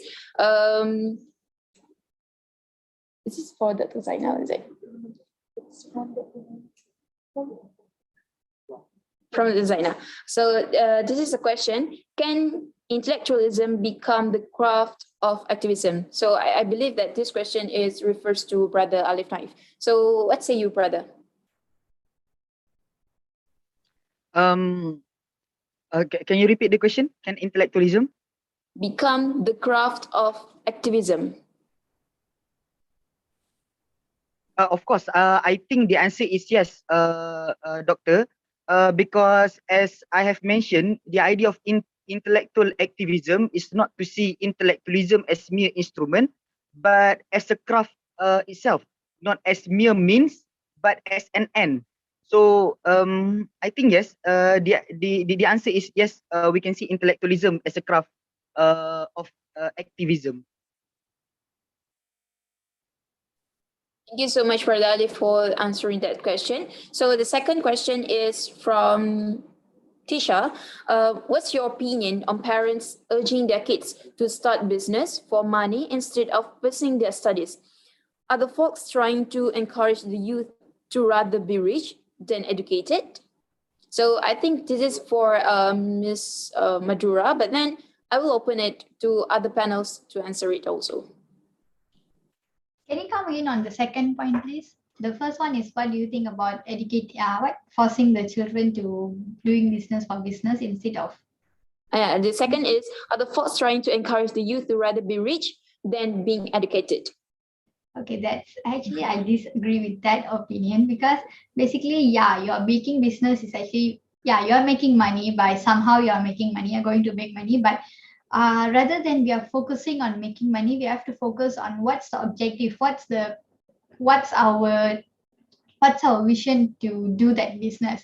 So maybe the parents are not they don't know much about that. So instead of we are telling to the parents, we must educate the youths, the children, that actually how the business entrepreneurship works is that you must have a objective, and also you must know what you are doing and why you are doing that. You are doing that for yourself or for others. So there always must be both, like for ourselves and also for others. So instead of we are telling that for the parents, we must educate the youths that, okay, you are doing it for something. So the youths must put this idea into their parents, because I believe the parents is not in that state to understand the business term.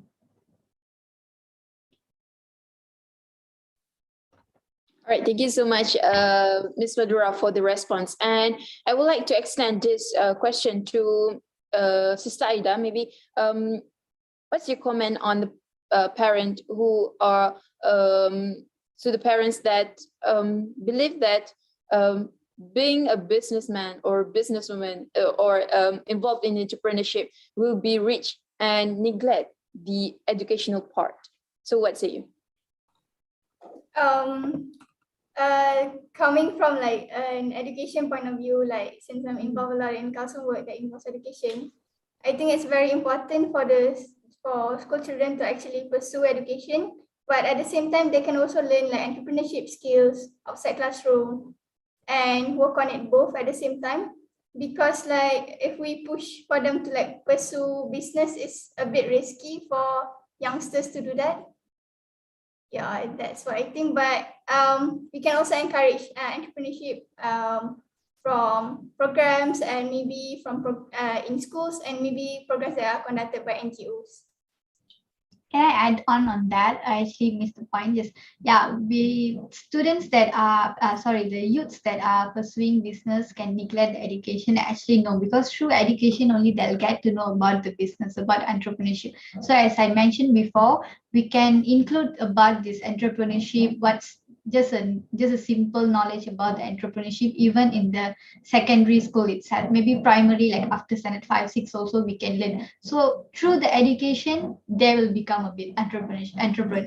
So it's always starts, basically everything starts from education. That's all.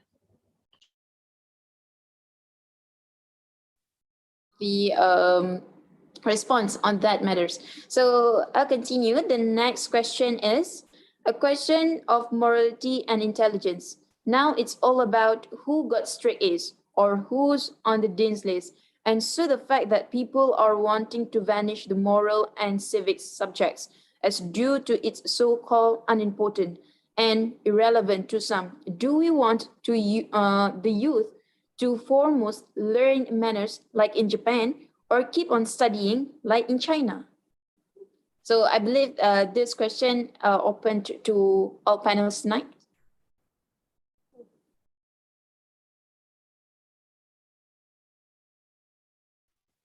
If I may, Sister Moderator, I think we need to look back in the falsafah pendidikan kebangsaan, where it stated there that the idea of education is to nurture some kind of a holistic student, where they are not just excel academically, but also morally,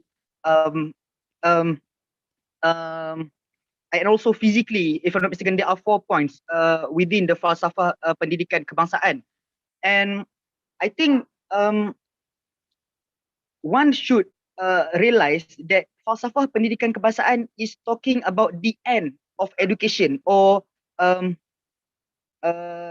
the ultimate objective of education.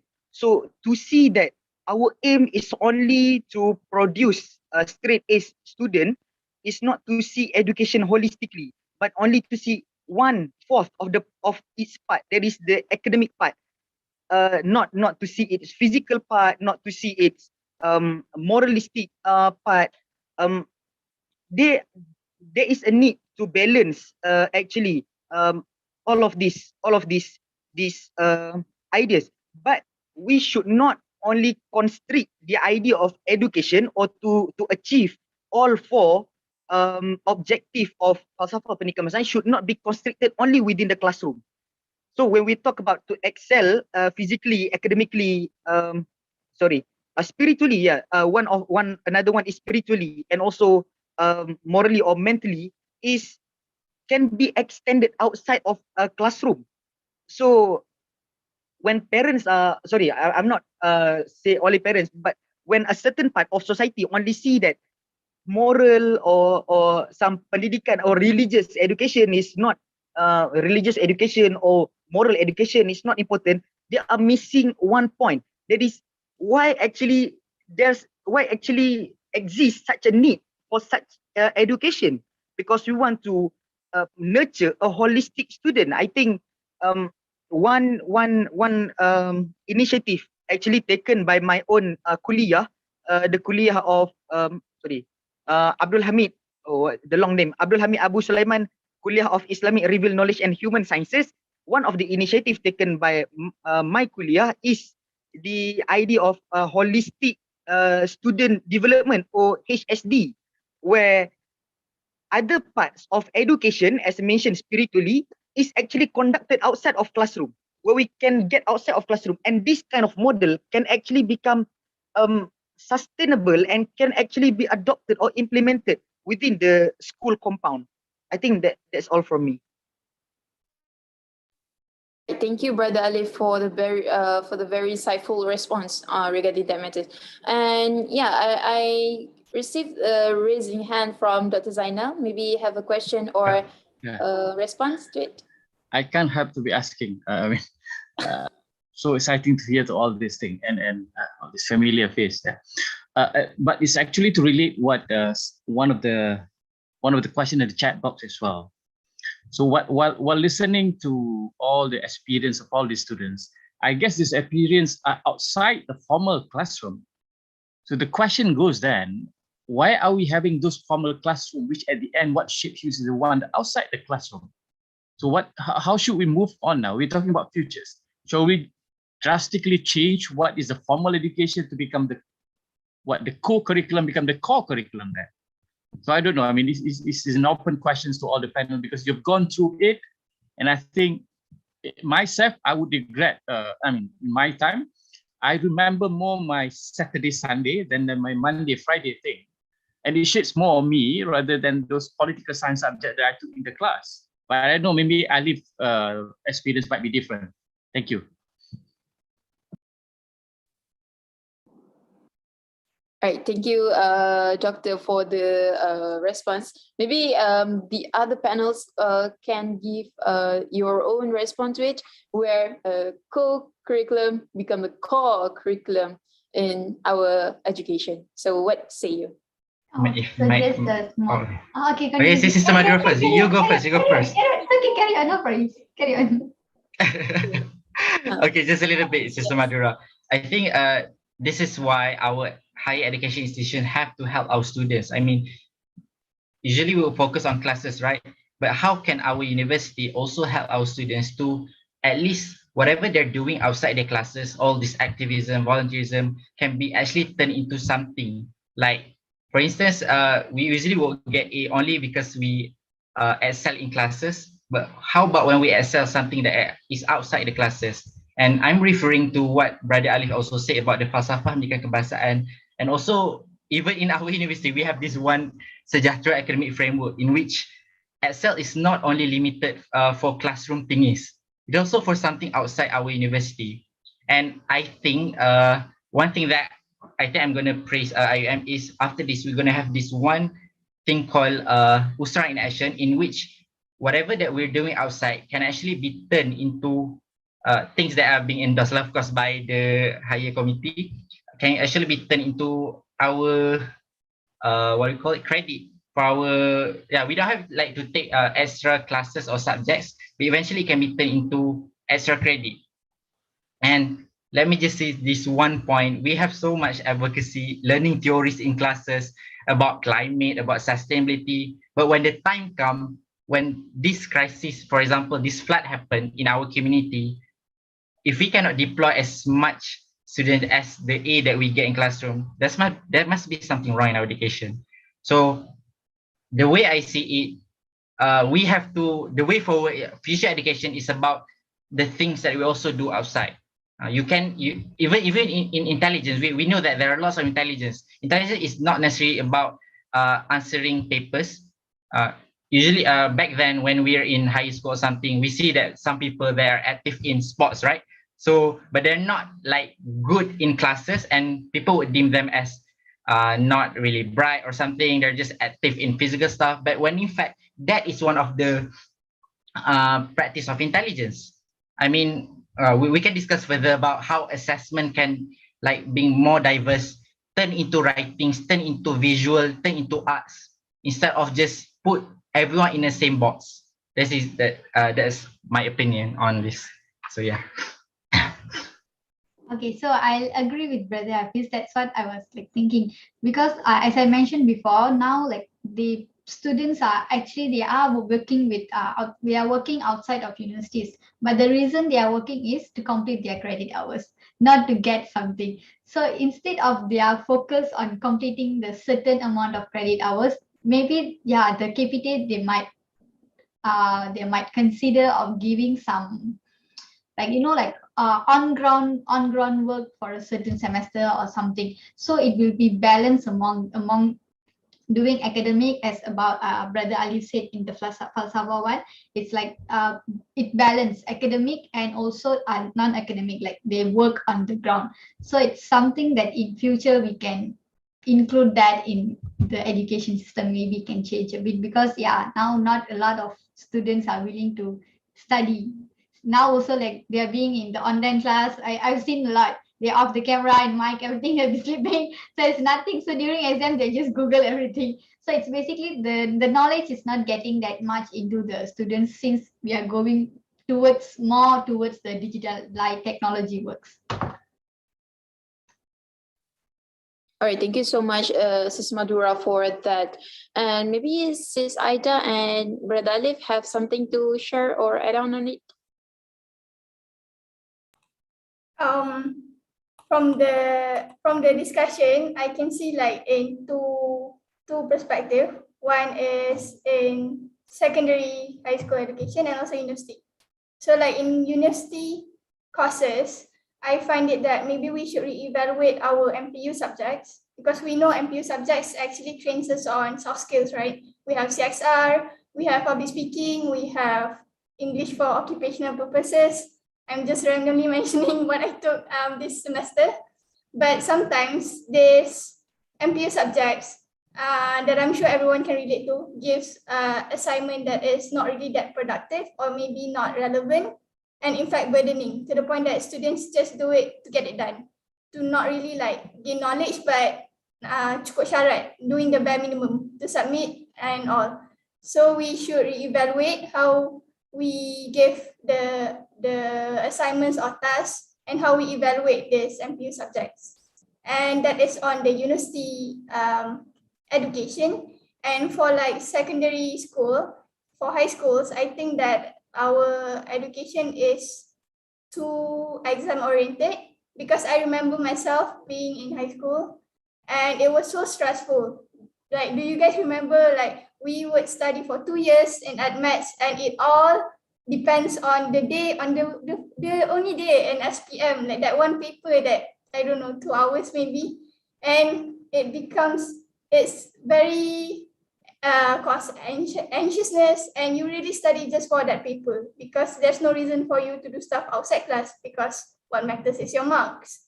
So in terms of high school, maybe we can consider implementing syllabus, like not syllabus, a way to measure grades and all, like in universities where we separate maybe 60% exams and 40% courses, something like that. Thank you. Okay. Yeah, all right, so is Brother Alif have anything to add on it? No, all right. So we'll continue with the next. Oh yeah, Brother Alif have something to say? Oh no, okay. So yeah, Brother Anas, you raise a hand to ask question maybe? Yes. Thank you very much, Sister Moderator. Assalamualaikum and salam sejahtera everyone. I am Anas Hayyan, I'm a student of political science. I would like to ask maybe any of the speakers' opinions on, I think, would be the volunteering, the nature of volunteering program, which we could say that it is an elite sport because it is underpaid or probably not paid, or as well as which will definitely affect the underprivileged community for those that may not have the capacity or the privilege of maybe spending their money for transportation, etc. So I think, what would be your opinions on how can we empower the marginalized community in terms of involving themselves in policy making, not only as the participants of a programs or a projects? Because I think in empowering the context of the reality, or we have these terms of haqa'iqul ashya, which is the reality of things, in terms of looking at the true context or the true reality, or indigenizing or pembumian of a knowledge or a specialization in the society. So what would be your opinions in how can we empower, as well as how can we include themselves or the underprivileged community in terms of all of the specialization that all of you are doing? Thank you very much.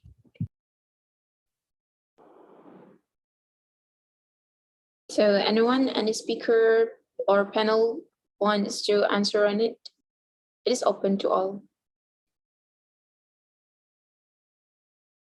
Well, I'm not sure if I'm going to be answering Brother Anas' question directly, but I would say I mentioned here in the chat was that, like Brother Anas has mentioned, that not everyone have the capacity or the privilege to like be into deep of all of this activism or volunteerism, because sometimes people just can't afford the time or money, because you know that we have to invest all of this stuff, time, money, and some people have to make use of their time to find money, right? So this is something that I think in the near future that our university or any schooling system can also help our students. The first one is about how we put the gratitude to our students who go outside to volunteer. This is also very important. For instance, if you're like volunteering for graphic design, it's not the same as volunteering for like just use your physical body or stuff, right? Because sometimes the one that we have to use extra devices for the graphic design, and we have to invest more on that, more money, because we're using our laptop or camera. But And I think the way forward is how university can recognize each and one of the activity, the volunteerism, respectively to each and one of the capacity of the student. Like if you're volunteering for this, or if you're even working part-time, you get something out of it. University is also helping you on that. I'm not sure if I answered Brother An's question, but that's how I see it lah. I mean, how we still can help our students so that they don't like eventually like take a study leave instead, which is not a very good response to the issue. Yeah. All right. Thank you so much, Brother Hafiz, for the answers. And maybe the others wanted to add on it, or if not, we will continue to the next. Nope. Or Brother Alif wanted to add anything else on the question from Brother Anas? I too not very sure if this will answer Anas' question, but one of the initiative taken by a youth-led NGO called Pertubuhan Demokrat Sosial, or in short, Mai Muda, in which this organization has opted to actually provide certain token for volunteers. Of course, these volunteers are not expecting any tokens or any somewhat money for their volunteerism, because that's why it is called volunteer. It is not to be paid. But this one NGO which bears the idea of social democracy thinks that every help or every energy used or contributed by the volunteers should still be valued, or should still be what we call it, to be paid with money. Of course, it is not quite a lot, because if there are hundreds of volunteers, how can you actually pay everyone? But certain amount of money is actually allocated in volunteerism act, meaning that, for example, the flood cases, Mai Muda has collected around 60 to 70,000 ringgit, which certain amounts, 10,000 to 12,000 ringgit, is actually allocated just for these volunteers, which when the volunteers come, of course, they will help pay the what we call duit minyak, or for transportation, and also pay for food. If they come by bus, then they help pay this transportation, so that these volunteers does not have to think about, if I went to volunteer, how would I pay my transportation? How would I pay my makan and minum during that time? So these approaches, of course, might not applicable to all other NGOs, but this kind of initiative can actually be implemented to help and to assist volunteerism, even or from or within the B40 or the underprivileged community. Sorry, I would like to add on. So, like regarding this volunteering, previously I have also been doing volunteering, and that's like not everyone will give something for us. It's like, yeah, it's volunteer. Volunteer is something that we do by our heart. We are not expecting something. But as Brother Ali said, yeah, there is also some organization or corporates that they are giving a certain amount of money for the volunteers, like they're giving some kind of allowance.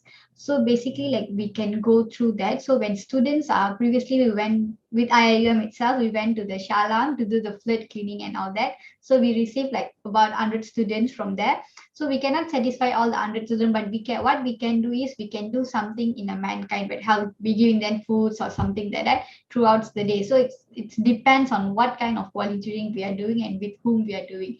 But you can go through, like in the internet, there's a lot of corporates also giving out for the volunteers. Right.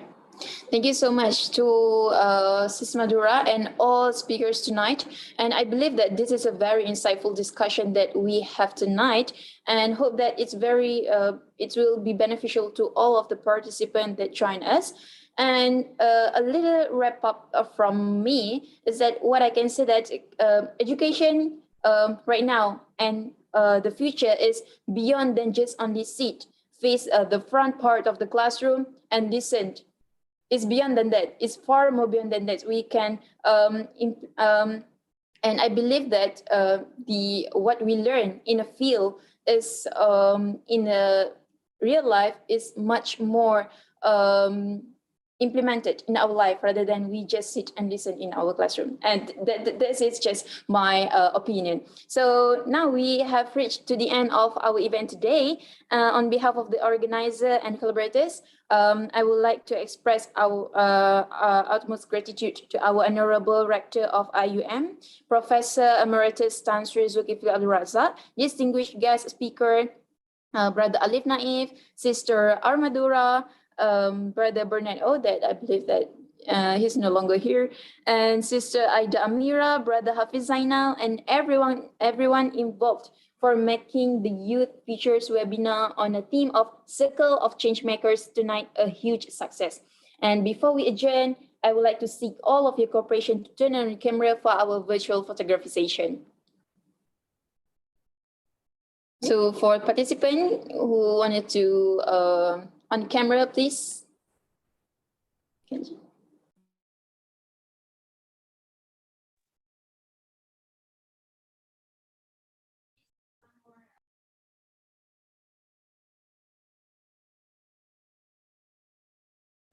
You have to unmute. We can't hear you.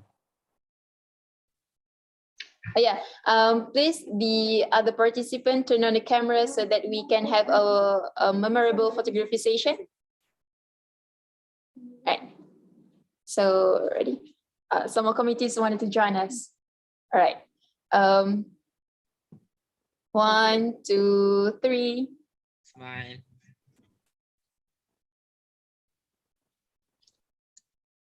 On. Okay, again, 1.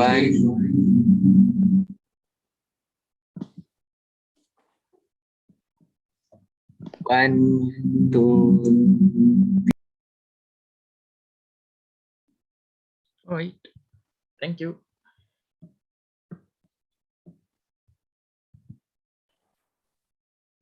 Thank you so much to everyone, and let's recite Tasbih Kafarah and Surah Al-As to wrap up our event.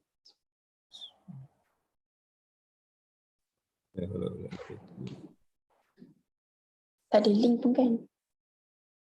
Okay. Then do not forget to fill in the attendance, evaluation, and survey forms for your star points. And with that, I end with Tasbih Kafarah. I end with Wabillahi taufiq wal hidayah. Wassalamualaikum warahmatullahi wabarakatuh. Thank you so much, everyone, for joining us tonight. Waalaikumsalam warahmatullahi wabarakatuh. Thank you so much, everyone. Good night. Bye. Good Bye. night. It's a wonderful session. Thank you very much. Thank you very much. Thank you, Madura. Thank you, Aida. Thank you, Asma Hafiz. Thank you to all speakers and organizers. Assalamualaikum. Waalaikumsalam.